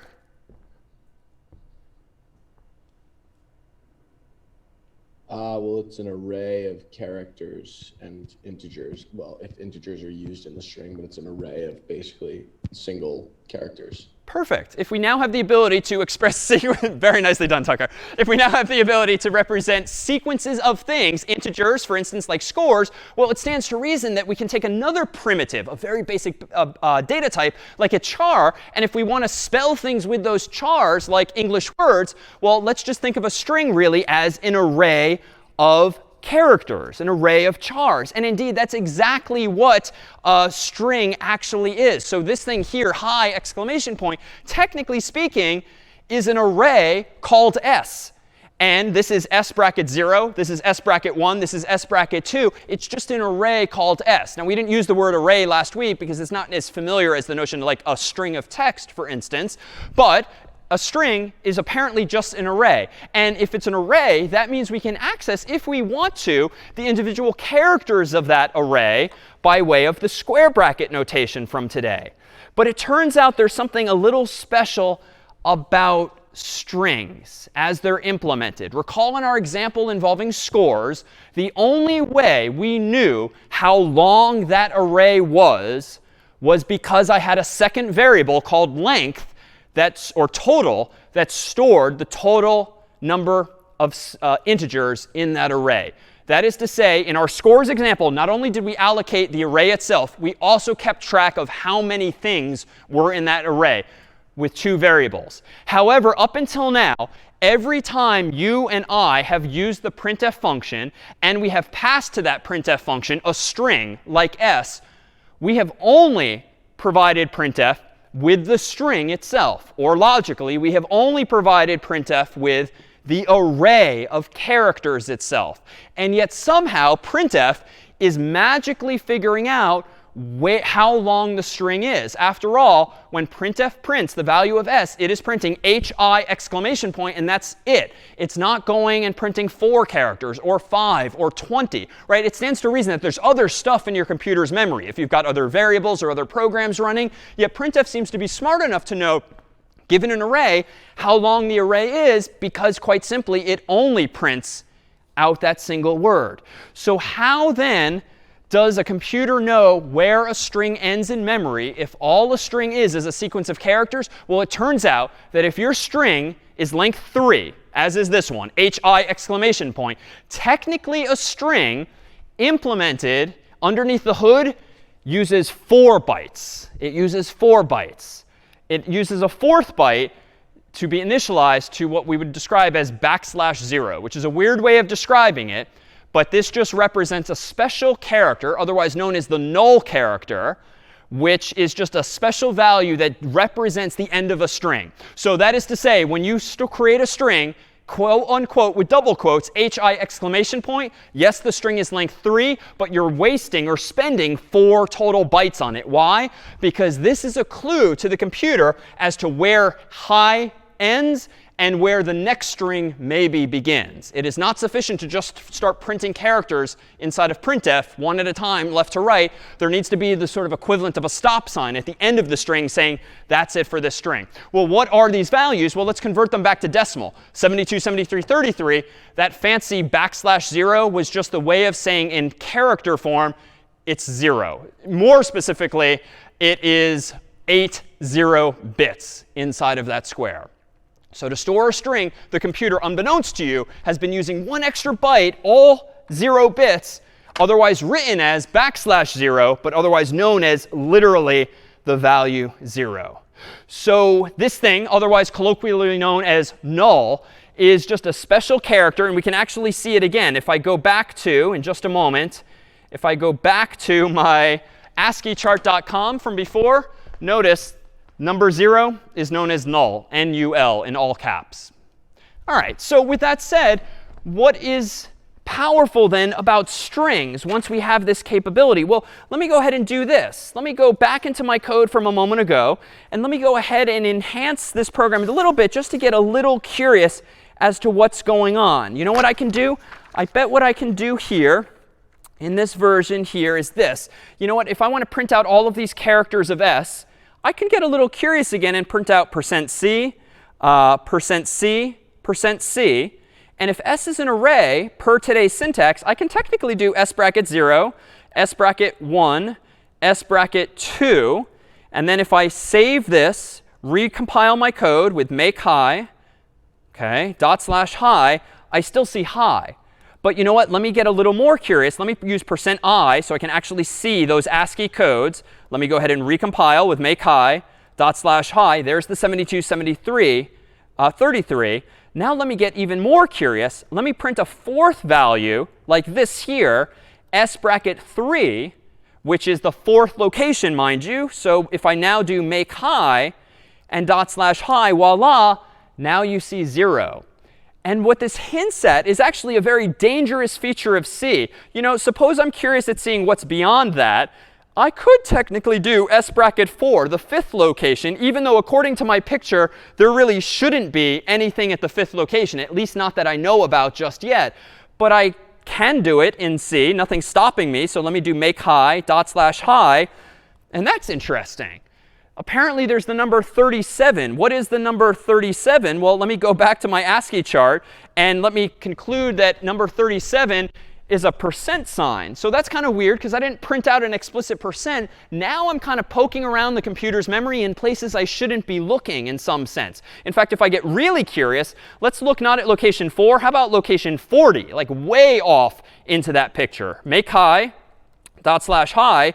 24, whatever that is. I can look at location 400, recompile my code, make high /high, and now it's 0 again. So this is what's both powerful and also dangerous about C. You can touch, look at, change any memory you want. You're essentially just on the honor system not to touch memory that doesn't belong to you. And invariably, especially next week, are we going to start accidentally touching memory that doesn't belong to you. And you'll see that it actually can cause computer programs to crash, including programs on your own Mac and PC. Yet another source of common bugs. But now that we have this ability to store different strings, or to think about strings as arrays, well, let's go ahead and consider how you might have multiple strings in a program. So for instance, if you were to store 2 strings in a program, let's call them s and t, respectively.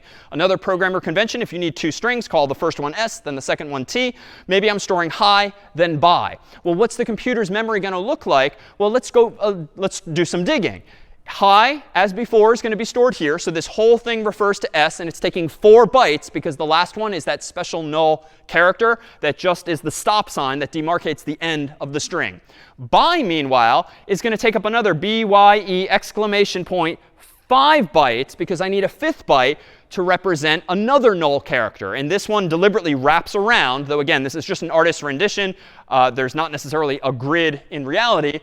BYE exclamation point \0 now represents t.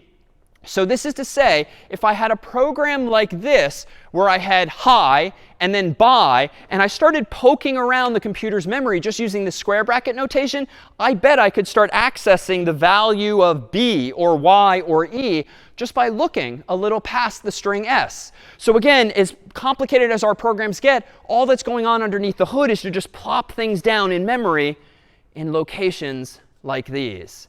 And so now that we have this ability, or maybe this mental model for what's going on inside of a computer, we can consider some of the features that you might want to now use in programs that you write. So let me go ahead here and whip up a quick program, for instance, that goes ahead and, let's say, prints out the total length of a string. Let me go ahead and do this. I'm going to go ahead and create a new program here in CS50's IDE, and I'm going to call this one string.c. And I'm going to very quickly at the top include, as usual, CS50.h. And I'm going to go ahead and include standardio.h. And I'm going to give myself int main void. And then in here, I'm going to get myself a string. So string s equals get string. And let me just ask the human for some input, whatever it is. Then let me go ahead and print out literally the word output, just so that I can actually see the result. And then down here, whoops. Sorry. And then down here,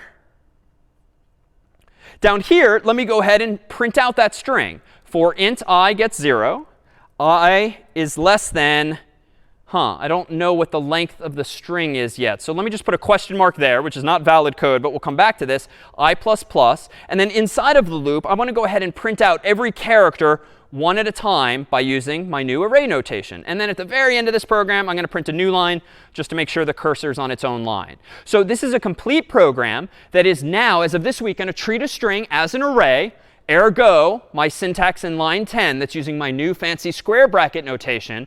But the only question I haven't answered yet is this. How do I know when to stop printing the string? How do I know when to stop? Well, it turns out thus far when we're using for loops, we've typically done something like just count from 0 on up to some number. This condition, though, is any Boolean expression. I just need to have a yes, no, or a true, false answer. So you know what I could do? keep looping so long as character at location I in S does not equal \0. So this is now definitely some new syntax. Let me zoom in here. But S bracket I just means the ith character in S, or more specifically, the character at position I in S.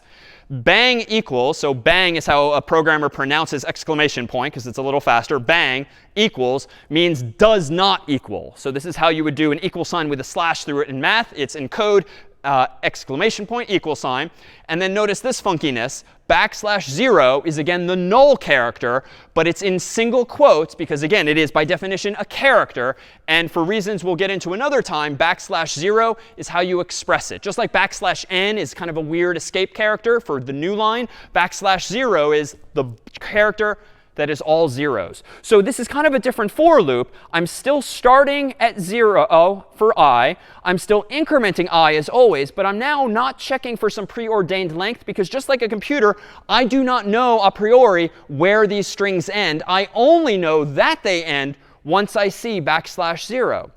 So when I now go down here and do make string, it compiles OK, /string. Let me type in something like hello in all caps. Voila, the output is hello again. Let me do it again, bye in all caps, and the output is bye. So it's kind of a useless program in that it's just printing the same thing that I typed in, but I'm conditionally using this Boolean expression to decide whether or not to keep printing characters. Now, thankfully, C comes with a function that can answer this for me. It turns out there is a function called strlen, so I can literally just say, well, figure out what the length of the string is. The function is called strlen for string length, and it exists in a file called, not surprisingly perhaps, string.h. String.h. So now let me go ahead down here and do make string. Compiles OK. /string. Type in hello, and it still works. So this function strlen that does exist in a library via the header file string.h already exists. Someone else wrote it. But how did they write it? Odds are they wrote the first version that I did by checking for that \0. But let me ask a subtle question here. This program is correct. It iterates over the whole length of the string, and it prints out every character therein. Can anyone observe a poor design decision in this function? This one's subtle. But there's something I don't like about my for loop in particular, and I'll isolate it to line 9. I've not done something optimally on line 9. There's an opportunity for better design. Any thoughts here on what I might do better? Any thoughts here on what I might do better? Yeah, Jonathan? Yeah, to create basically another variable for the string length and to sort of remember it. Yeah, and why are you suggesting that? So if you want to use like a different value for the string length, or if it might fluctuate or change, you want to just have a different variable as like a sort of placeholder value for it. OK, potentially. But I will claim in this case that because the human has typed in the word, once you type in the word, it's not going to change. But I think you're on the right direction. You're going down the right direction because in this Boolean expression here, I less than the string length of s, recall that this expression gets evaluated again and again and again. Every time through a for loop, recall that you're constantly checking the condition. The condition in this case, is I less than the length of s. The problem is that strlen in this case is a function, which means there's some piece of code someone wrote, probably similar to what I wrote a few minutes ago, that you're constantly asking, what's the length of the string? What's the length of the string? And recall from our picture, the way you figure out the length of a string is you start at the beginning of the string and you keep checking, am I at \0? OK. Am I at \0? OK. So to figure out the length of hi, it's going to take me like 1, 2, 3, 4 steps, right? Because I have to start at the beginning and I iterate from location 0 on to the end. To find out the length of bye, it's going to take me like 5 steps because that's how long it's going to take me from left to right to find that \0. So what I don't like about this line of code is why are you asking for the string length of s again and again and again and again? It's not going to change in this context. So Jonathan's point is taken if we keep asking the user for more input. But in this case, we've only asked the human once. So you know what? Let's take Jonathan's advice and do like int n equals the Let's take Jonathan's advice and do int n equals the string length of s, and then maybe, you know what we could do? Put n in this condition instead. So now I'm asking the same question, but I'm not foolishly, inefficiently asking the same question again and again, whereby the same question requires a good amount of work to find the \0 again and again and again. Now, there's some cleaning up we can do here too. It turns out there's this other subtle feature of for loops. If you want to initialize another variable to a value, you can actually do this all at once. And you can do so before the semicolon. You can do comma n equals strlen of s, and then you can use n just as I have here. So it's not all that much better, but it's a little cleaner in that now I've taken 2 lines of code and collapsed them into one. They both have to be of the same data types, but that's OK here because both I and n are. So again, the inefficiency here is that it was foolish before that I kept asking the same question again and again and again.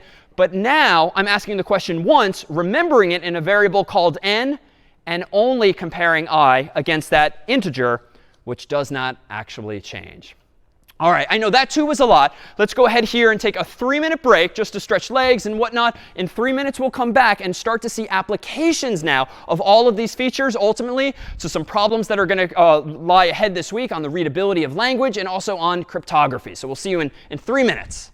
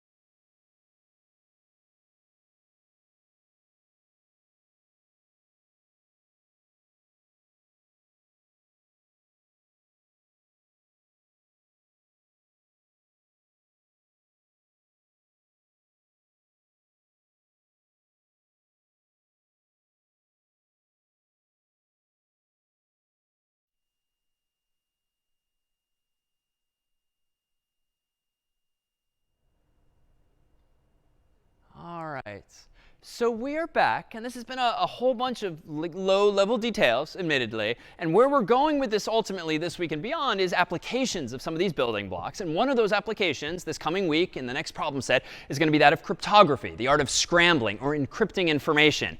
And if you're trying to encrypt information like messages, well, those messages might very well be written in English or in ASCII, if you will. And you might want to convert some of those ASCII characters from one thing to another so that if your message is intercepted by some third party, they can't actually decipher or figure out what it is that you've sent. So I feel like we're almost at the ability where in code we can start to convert one word to another or to scramble our text, but we do need a couple of more building blocks. So recall that we left off with this picture here, where we had two words in the computer's memory, hi and bye, both with exclamation points, but also both with these \zeros that you and I do not put there explicitly. They just happen for you anytime you use the double quotes and anytime you use the getString function. So once we have those in memory, you can think of them as S and T respectively. But a string, S or T, is just an array. So again, you can also refer to all of these individual characters or chars via the new square bracket notation of today. S bracket 0, S1, S2, S3, and then T bracket 0, T bracket 1, 2, 3, and 4. And then whatever else is in the computer's memory. But you know what you can even do? Is this. Suppose that instead we wanted to have an array of words. So before we had an array of scores, an array of integers. But now suppose we wanted, in the context of some other program, to have an array of words. You can totally do that. There's nothing stopping you from having an array of words. And the syntax is going to be identical. Notice, if I want an array of called words that has room for two strings, I literally just say string words bracket 2. This means, hey, computer, give me an array of size 2, each of whose members is going to be a string. How do I populate that array? Same as before with the scores. Words bracket 0 gets quote unquote hi. Words bracket 1 gets quote unquote bye. So that is to say, with this code, could we create a picture similar to the one previously? But I'm not calling these strings S and T. Now I'm calling them both words at two different locations, 0 and 1 respectively. So we could redraw that same picture like this. Now, this word is technically named words bracket 0, and this one is referred to by words bracket 1. But again, what is a string? A string is an array, and yet here we have an array of strings, so we kind of sort of have an array of arrays. So we've got an array of words, but a word is just a string, and a string is an array of characters. So what I really have on the board is an array of arrays. And so here, and this will be the last weird syntax for today, you can actually have multiple square brackets back to back. So if your variable is called words, and that variable is an array, if you want to get the first word in the array, you do words bracket 0. Once you're at that word, hi, and you want to get the first character in that word, you can similarly do bracket 0. So the first bracket refers to what word do you want in the array. The second bracket refers to what character do you want in that word. So now the I is at words bracket 0 bracket 1. The exclamation point is at words bracket 0 bracket 2. And the null character is at words bracket 0 bracket 3. Meanwhile, the B is at words bracket 1 bracket 0. 1, 1, 1, 2, 1, 3, 1, 4. So it's almost kind of like a coordinate system, if you will. It's a two-dimensional array or an array of arrays. So this is only to say that if we wanted to think of arrays of strings as individual characters, we can. We have that expressiveness now too in code. So what more can I do now that I can manipulate things at this level? Let me do a program that'll be pretty applicable, I think, with some of our upcoming programs as well. Let me call this one uppercase. Let me quickly write a program whose purpose in life is just to convert an input word to uppercase. And let's see how we can do this. So let me go ahead and include cs50.h. Let me go ahead and include standardio.h. Let me also include this time string.h, which is going to give us functions like string length. And then let me do int main void. And then let me go ahead here and get a string from the user like before. So I'm just going to ask the user for a string. And I want them to give me whatever the string should be before I uppercase everything. Then I'm just going to go ahead and print out literally after, just so I can see what happens after I capitalize everything in the string. And now let me go ahead and do this. For int I gets 0, I less than string length of s, I plus plus. Wait a minute, I made that mistake before. let's not repeat this question. Let's give myself a second variable. N gets string length of s, I less than n, I plus plus. So again, this is now becoming boilerplate. Anytime you want to iterate over all of the characters in the string, this probably is a reasonable place to start. And then let me ask the question. I want to iterate over every character in the string that the human has typed in, and I want to ask myself a question, just as we've done with any algorithm. Specifically, I want to ask, if the current letter is lowercase, let me somehow convert it to uppercase. Else, let me just print it out unchanged. So how can I express that using last week and this week's building blocks? Well, let me say something like this.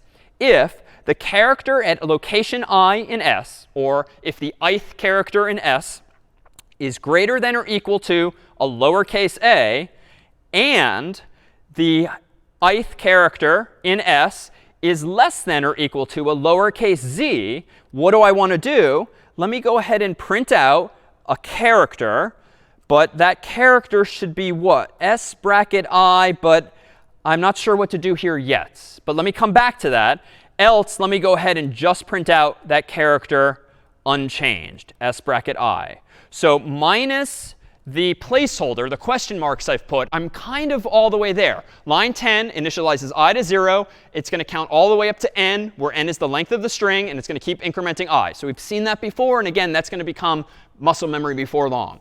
Line 12 is a little new, but it uses building blocks from last week in this. This week, we have the new square bracket notation to get the ith character in the string s.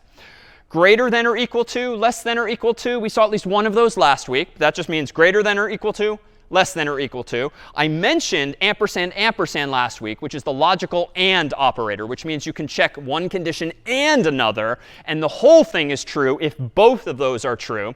This is a bit weird today, but if you want to express is the current character between lowercase a and capital and lowercase z, totally fine to implicitly treat a and z as numbers, which they really are, because again, if we come back to our favorite ASCII chart and go to ASCIIchart.com here, you'll see again that lowercase a has a number associated with it, 97. Lowercase z has a number associated with it, 122. So if I really wanted to be pedantic, I could go back into my code and do something like, well, if this is greater than or equal to 97 and it's less than or equal to 122, but like bad design. Like I'm never going to remember that lowercase z is 122. Like no one's going to know that. It makes the code less obvious. Go ahead and write it in a way that's a little more friendly to humans, like this.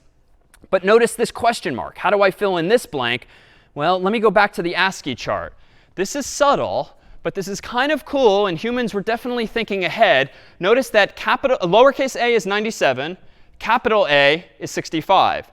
Lowercase b is 98, capital B is 66. And notice these two numbers, 65 to 97, 66 to 98, 67 to 99. It would seem that no matter what letters we compare, lowercase and uppercase, they're always 32 apart. And that's consistent. We could do it all for all 26 English letters. So if they're always 32 apart, you know what I could do? If I want to take a lowercase letter, which is what I'm thinking about in line 14, I could just subtract off 32 in this case. It's not the cleanest, because again, I'm probably going to forget that math at some point. But at least mathematically, I think that'll do the trick, because 97 will become 65. 98 will become 66, which is forcing those characters to lowercase. But they're not being printed as numbers. I'm still using %c to coerce it to be a char. So if I didn't mess any syntax up here, let me make uppercase. OK, / uppercase. And let me go ahead and type in, for instance, my name in all lowercase. And voila, uppercase. Now, it's a little ugly. I forgot my \n. So let me go ahead and add one of those real quick just to fix the cursor. Let me recompile the code with make uppercase. Let me rerun the program with / uppercase and now type in my name, David. Let me do it again with Brian. And notice that it's capitalizing everything character by character using only today's building blocks. This is correct. It's pretty well styled because everything's nicely indented. It's very readable, even though it might look a little cryptic at first glance. But I think I can do better. And I can do better by using yet another library. And here's where C, and really programming in general, gets powerful. The whole point of using popular languages is because so many other people before you have solved problems that you don't need to solve again. And I'm sure over the past like 50 years, someone has probably written a function that capitalizes letters for me. I don't have to do this myself. And indeed, there is another library that I'm going to include by way of its header file in ctype.h, which is the language C and a bunch of type-related things. And in ctype.h, it turns out there's a function called, there's a couple of functions.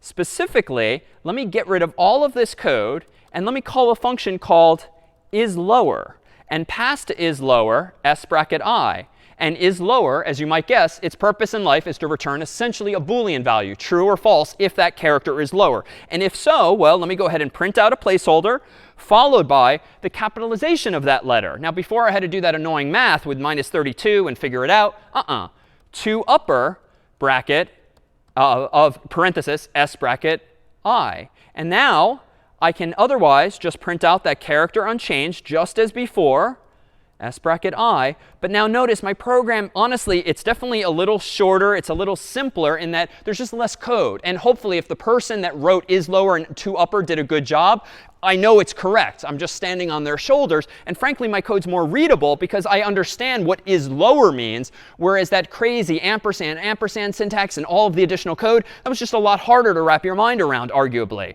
So now if I go ahead and compile this, make uppercase, OK, that seemed to work well. And now I'm going to go ahead and do /uppercase and type in my name in all lowercase again. David seems to work. Brian seems to work. And I could do this all day long. It seems to still work. But you know what? I don't think I have to be even this explicit. You know what? I bet if the human who wrote toUpper was smart, I bet I can just blindly pass in any character to toUpper. And it's only going to uppercase it if it can be converted to uppercase. Otherwise, it'll pass it through unchanged. So you know what? Let me get rid of all of this stuff and really tighten this program up and print out a placeholder for C and then toUpper of s bracket I. And sure enough, if you read the documentation for this function, it will handle the case where it's either lowercase or not lowercase, and it will do the right thing. So now if I recompile my code, make uppercase, so far so good, /uppercase, David again,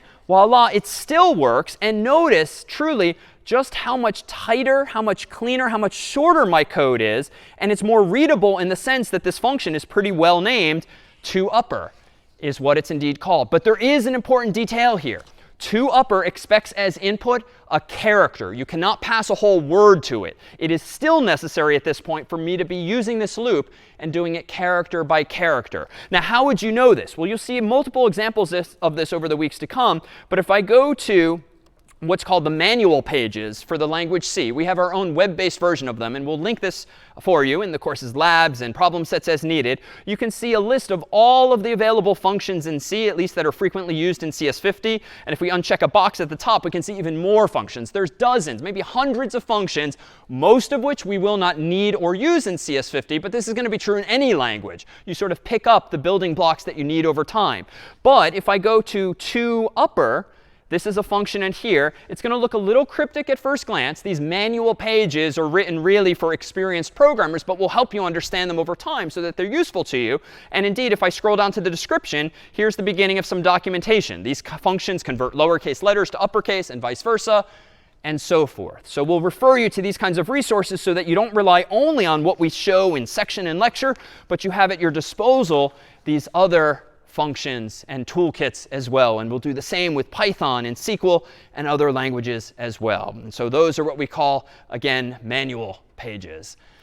All right, a final feature before we even think about cryptography and scrambling information as for problem set 2. So a command line argument I mentioned by name before, it's like a word you can type after a program's name in order to provide an input at the command line. So make hello. Hello is a command line argument to the program hello.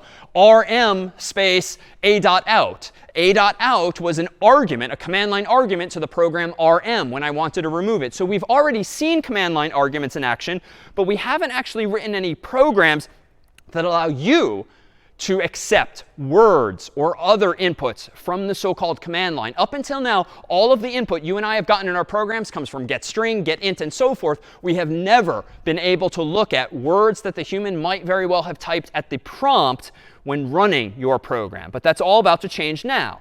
Let me go ahead and create a program called argv.c. And with this, it'll become clear why in just a moment. I'm going to go ahead and include, shall we say, standardIO.h. And then I'm going to give myself int main void. And then I'm just going to very simply go back and change the void. So just as our own custom functions can take inputs, and we saw that with getNegativeInt, we saw that with average today, so does main potentially take inputs. Up till now, though, we've been saying void. And we told you to say void last week, and we told you to say void in problem set 1. But now it turns out that C does allow you to put other inputs into main. You can either say, nope, main does not take any command line arguments. But if it does, you can say literally int argc and string argv with square brackets. So it's a little cryptic, and technically you don't have to type it precisely this way, but human convention would have you do it, at least for now, in this way. This says that main, your function main, takes an integer as one input, and not a string, but an array of strings as input. And argc is shorthand notation for argument count. Argument count is an integer that's going to represent the number of words that your users type at the prompt after your program's name. Argv is short for argument vector. Vector is a fancy way of saying list. It is a variable that's going to store in an array all of the strings that a human types at the prompt after your own program's name. So we can use this, for instance, as follows. Suppose that I want to let the user type their own name at the command prompt. I don't want to use getString. I don't want to have to prompt the human later for their name. I want them to be able to run my program and give me their name all at once, just like make, just like rm, and clang and other programs we've seen. So I'm going to do this. If argc equals 2, so if the number of arguments to my program is 2, go ahead and print out hello %s and plug in whatever is at argv1. So more on this in just a moment. Else, if argc is not equal to 2, let's just go with last week's default, hello world. So what is this program's purpose in life? If the human types 2 words at the prompt, I want to say hello David, hello Brian, hello so-and-so. Otherwise, if they don't type 2 words at the prompt, I'm just going to say the default hello world. So let me compile this. Make argv. And I didn't get it right here. Unknown type string. Unknown type string. All right, I goofed. If I'm using string, recall that now I need to start using the CS50 library. And again, we'll see all the more why in the coming weeks as we take those training wheels off. But now I'm going to do this again. Make argv. There we go. Now it works. /argv. Enter hello world. That's pretty much equivalent to what we did last week. But notice, if I type in, for instance, argv1 David, enter, it says hello David. If I type in argv Brian, it says that. If I type in Brian you, it says hello world. So what's going on? Well, the way you write programs in C that accept 0 or more command line arguments, that is words at the prompt after your program's name, is you change what we have been doing all this time from void to be this, int argc, string argv with square brackets. And what the computer is going to do for you automatically is it's going to store in argc a number of the total number of words that the human typed in. Not just the arguments, technically all of the words, including your own program's name. It's then going to fill this array of strings, aka argv, with all of the words the human typed at the prompt. So not just the arguments like Brian or David, but also the name of your program. So if the human typed in 2 total words, which they did, argv Brian, argv David, then I want to print out hello, followed by a placeholder, and then whatever value is at argv1. And I'm deliberately not doing 0. If I did 0, based on the verbal definition I just gave, if I recompile this program, I don't want to see this, hello argv. So the program's own name is automatically always stored for you at the first location in that array. But if you want the first useful piece of information, you actually would, after recompiling the code here, access it at bracket 1. And so in this way, do we see in argv that we can actually access individual words. But notice this too. Suppose I want to print out all of the individual characters in someone's input. You know what? I bet I could even do this. Let me go ahead and do this. Instead of just printing out hello, let me do for int I gets 0, n equals the string length of argv1. And then over here, I'm going to do I is less than n, I plus plus. All right, so I'm going to iterate over all of the characters in the first real word in argv. And what am I going to do? Well, let me go ahead and print out a character that's at argv1, but at location I. So I said a moment ago with our picture that we could think of an array of strings as really just being an array of arrays. And so I can employ that syntax here by going into argv1 to get me the word like David or Brian or so forth, and then further index into it with more square brackets that get me the D, the A, the V, the I, the D, and so forth. And just to be super clear, let me put a new line character there just so we can see explicitly what's going on. And let me go ahead now and just delete this hello world because I don't want to see any hellos. I just want to see the word the human typed in. Make argv. Whoops. What did I do wrong? Oh, I used strlen when I shouldn't have because I haven't included string.h at the top.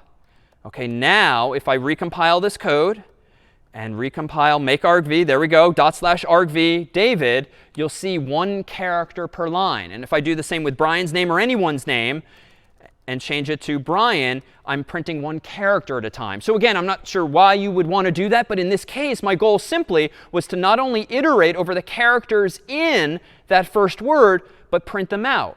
So again, just by applying twice over this time this principle, can we actually see that a program has access to the individual characters in each of these strings.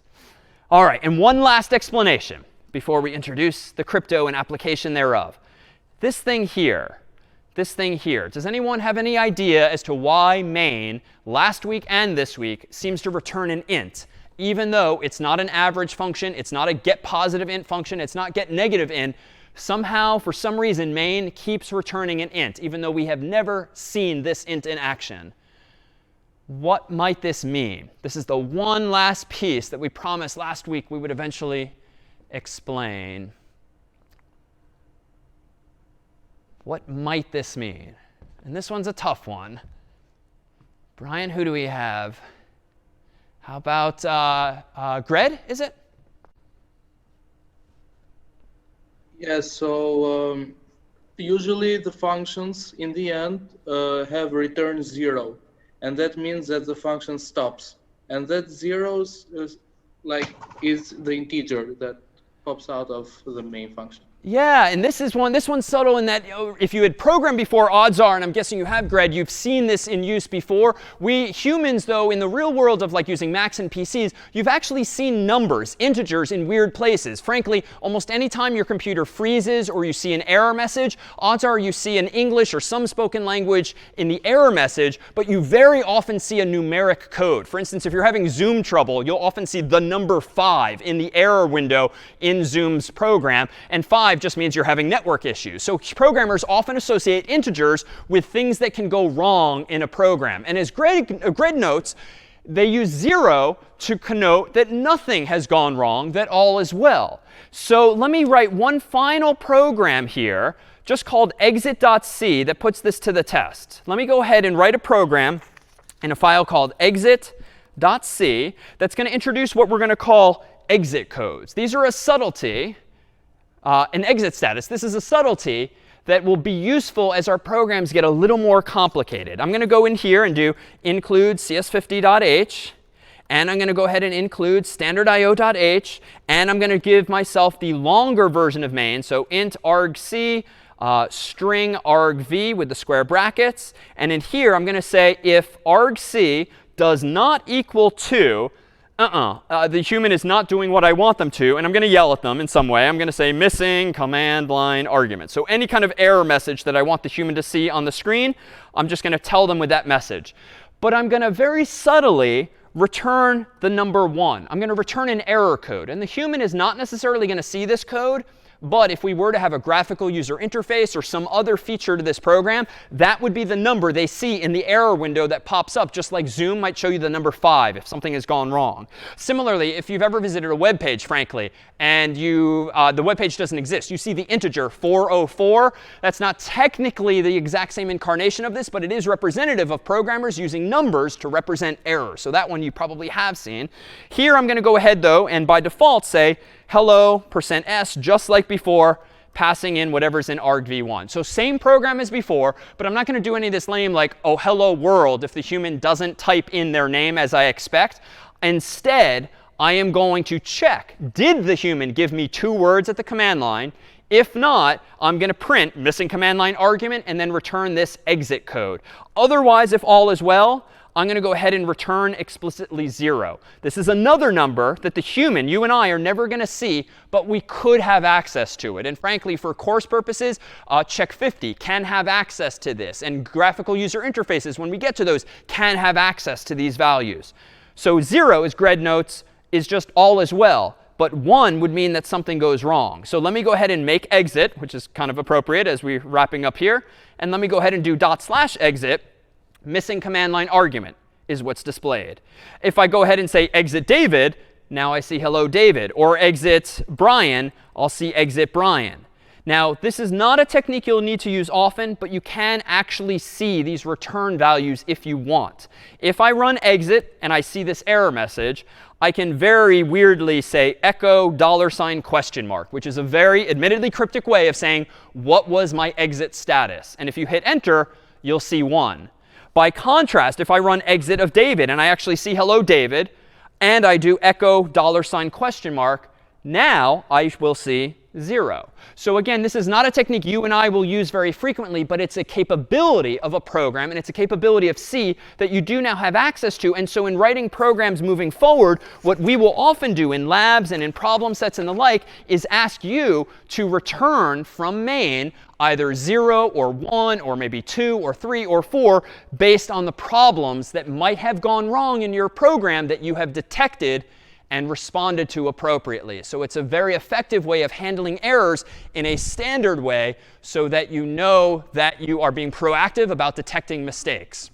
So what kinds of mistakes might we handle this week? And what kinds of problems might we solve? Well, today was entirely about deconstructing what a string is. Last week it was just a sequence of text, a chunk of text. Today it's now an array of characters, and we have new syntax in C for accessing those characters. We also today have access to more libraries, more header files, the documentation therefore, so that we can actually solve problems without writing as much code ourselves. We can use other people's code in the form of these libraries. So one problem we will solve this coming week by way of problem set 2 is that of readability. Like when you're reading a book or an essay or a paper or anything, what is it that makes it like a 3rd grade reading level or a 12th grade reading level or university reading level? Well, all of us probably have an intuitive sense, right? Like if it's big font and short words, it's probably for younger kids. And if it's really complicated words with big vocabulary and things we don't know, maybe it's meant for university audiences. But we can quantify this a little more formulaically, not necessarily the only way, but we'll give you a few definitions. So for instance, here's a famous sentence.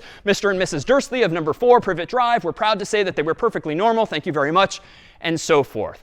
Well, what is it about this text that puts Harry Potter at grade 7 reading level? Well, it probably has to do with the vocabulary words, but it probably has to do with the lengths of the sentences, the amount of punctuation perhaps, the total number of characters that you might count up. You can imagine quantifying it just based generically on the look and the aesthetics of the text. What about this? In computational linguistics, authorship attribution is the task of predicting the author of document of unknown authorship. This task is generally performed by the analysis of stylometric features. This is Brian's senior thesis. So this is not a 7th grade reading level. This was actually rated at grade 16. So Brian's pretty sophisticated when it comes to writing theses. But there too, you could perhaps glean from the sophistication of the sentences, the length thereof, and the words therein. There's something we could perhaps quantify so as to apply numbers. And indeed, that's one way you could assess the readability of a text, even if you don't have access to a dictionary with which to figure out which are the actual big or small words. And what about cryptography? So it's incredibly common these days and so important these days for you and I to use cryptography. Not necessarily using algorithms we ourselves come up with, but rather using software like WhatsApp and Signal and Telegram and Messenger and others that support encryption between you and the third party, your friend or family, or at least minimally the website with which you're interacting. So cryptography is the art of scrambling information or hiding information. And if that information is text, well, frankly, as of this third week of CS50, we already have the requisite building blocks for not only representing text, but we saw today manipulating it. Even just uppercasing characters allows us to start mutating text. Well, what does it mean to encrypt information? Well, it's like our black box from last week. You have some input, you want some output. The input we're going to start calling plain text, the message you want to send from yourself to someone else. Ciphertext is the output that you want. And so in between there's going to be what we're going to call a cipher. A cipher is an algorithm that encrypts or scrambles its input so as to produce output that a third party can't understand. And hopefully that cipher, that algorithm, is a reversible process so that when you receive the scrambled ciphertext, you can figure out what it was that the person sent to you. But the key to using cryptography, pun intended, is to also have a secret key. So if you think back to grade school, maybe you were flirting with someone in class and you sent them a note on a piece of paper. Well, hopefully you didn't just say like, I love you on the piece of paper and then pass it through all of your friends or let alone the teacher to the ultimate recipient. Maybe you did something like, an A becomes a B becomes a C becomes a D. Like you kind of apply an algorithm to like add 1 to all of the letters so that if the teacher does intercept it and look at it, they probably don't have enough care in the world to figure out what this is. It's just going to look like nonsense. But if your friend knows that you changed A to B, B to C by adding 1 to every letter, they could reverse that process and decrypt it. So the key, for instance, might be literally the number 1. The message literally might be, I love you. But what would the ciphertext be or the output? Well, let's consider I love you is a string, which as of today is an array of characters. So what use is that? Well, let's consider exactly that phrase as though it's an array.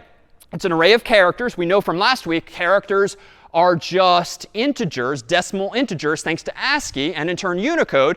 So it turns out I, we already know, is 73. And if we looked up all the others on a chart, L is 76. 79, 86, 69, 89, 79, 85. So we could relatively easily in C, you might have to check your notes and check my sample code and so forth, but relatively easily in C, convert I love you to the corresponding integers by just casting, so to speak, chars to integers. I could very easily mathematically, using the plus operator in C, start to add 1 to every one of these characters, thereby encrypting my message. But I could send my friend these numbers, but I might as well make it a little more user-friendly and cast it back from integers to chars. So now it would seem that the ciphertext for I love you, if using a key of 1, and 1 just means change A to B, not A to C, just move it by 1 place, this is the ciphertext for an encrypted message of I love you. And so the whole process becomes 1 is the input as the key, I love you is the input as the plain text, and the output ultimately is this unpronounceable phrase that, again, if the teacher or some friend intercepts, they probably don't know what's going on. And indeed, this is the essence of cryptography. The algorithms that protect our emails and texts and financial information and health information is hopefully way more sophisticated than that particular algorithm, and it is, but it reduces to the same process, an input key and an input text followed by some output, the so-called ciphertext. And this has been with us for decades now in some form, sometimes even mechanical form. Back in the day, you could actually get these little circular devices that have letters on the alphabet on one side, other letters on the alphabet on the other side. And if you rotate one or the other, A might line up with B, B might line up with C, so you can have even a physical incarnation of cryptography, just as was popular in a movie that seems to play endlessly on TV, at least here in the US, around Christmas time. And you might recognize, if you've seen A Christmas Story, one such look. So we'll use just a couple of minutes of our final moments together to take a look at this real-world incarnation of cryptography that undoubtedly you can probably see on TV this fall.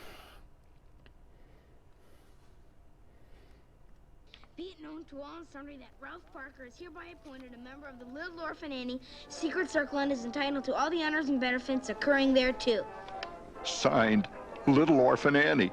Countersigned Pierre Andre in ink. Honors and benefits already at the age of 9.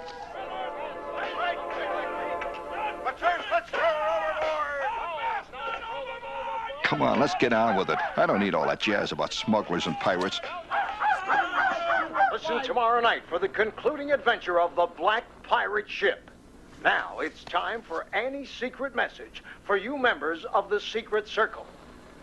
Remember, kids, only members of Annie's Secret Circle can decode Annie's secret message. Remember, Annie is depending on you. Set your pins to B2. Here is the message. 12, 11, I am in my first secret meeting. 5, 14, 11, 18, 16. Oh, Pierre was in great voice tonight. I could tell that tonight's message was really important. 3, 25. That's a message from Annie herself. Remember, don't tell anyone. 90 seconds later, I'm in the only room in the house where a boy of 9 could sit in privacy and decode. Aha, B. I went to the next. E. The first word is B. S. It was coming easier now. U. 25. That's R. I'll be right there, Ma! Gee whiz! T. O. Be sure to. Be sure to what? What was little Orphan Annie trying to say? Be sure to what? Annie has got to go. Will you please come out? All right, Ma. I'll be right out. I was getting closer now. The tension was terrible. What was it? The fate of the planet may hang in the balance. No, Annie's gotta go. I'll be right out. For crying out loud. Gee, almost there. My fingers flew. My mind was a steel trap. Every pore vibrated. It was almost clear. Yes, yes, yes, yes. Be sure to drink your Ovaltine. Ovaltine? A crummy commercial? Son of a bitch. All right, that's it for CS50. We will see you next time.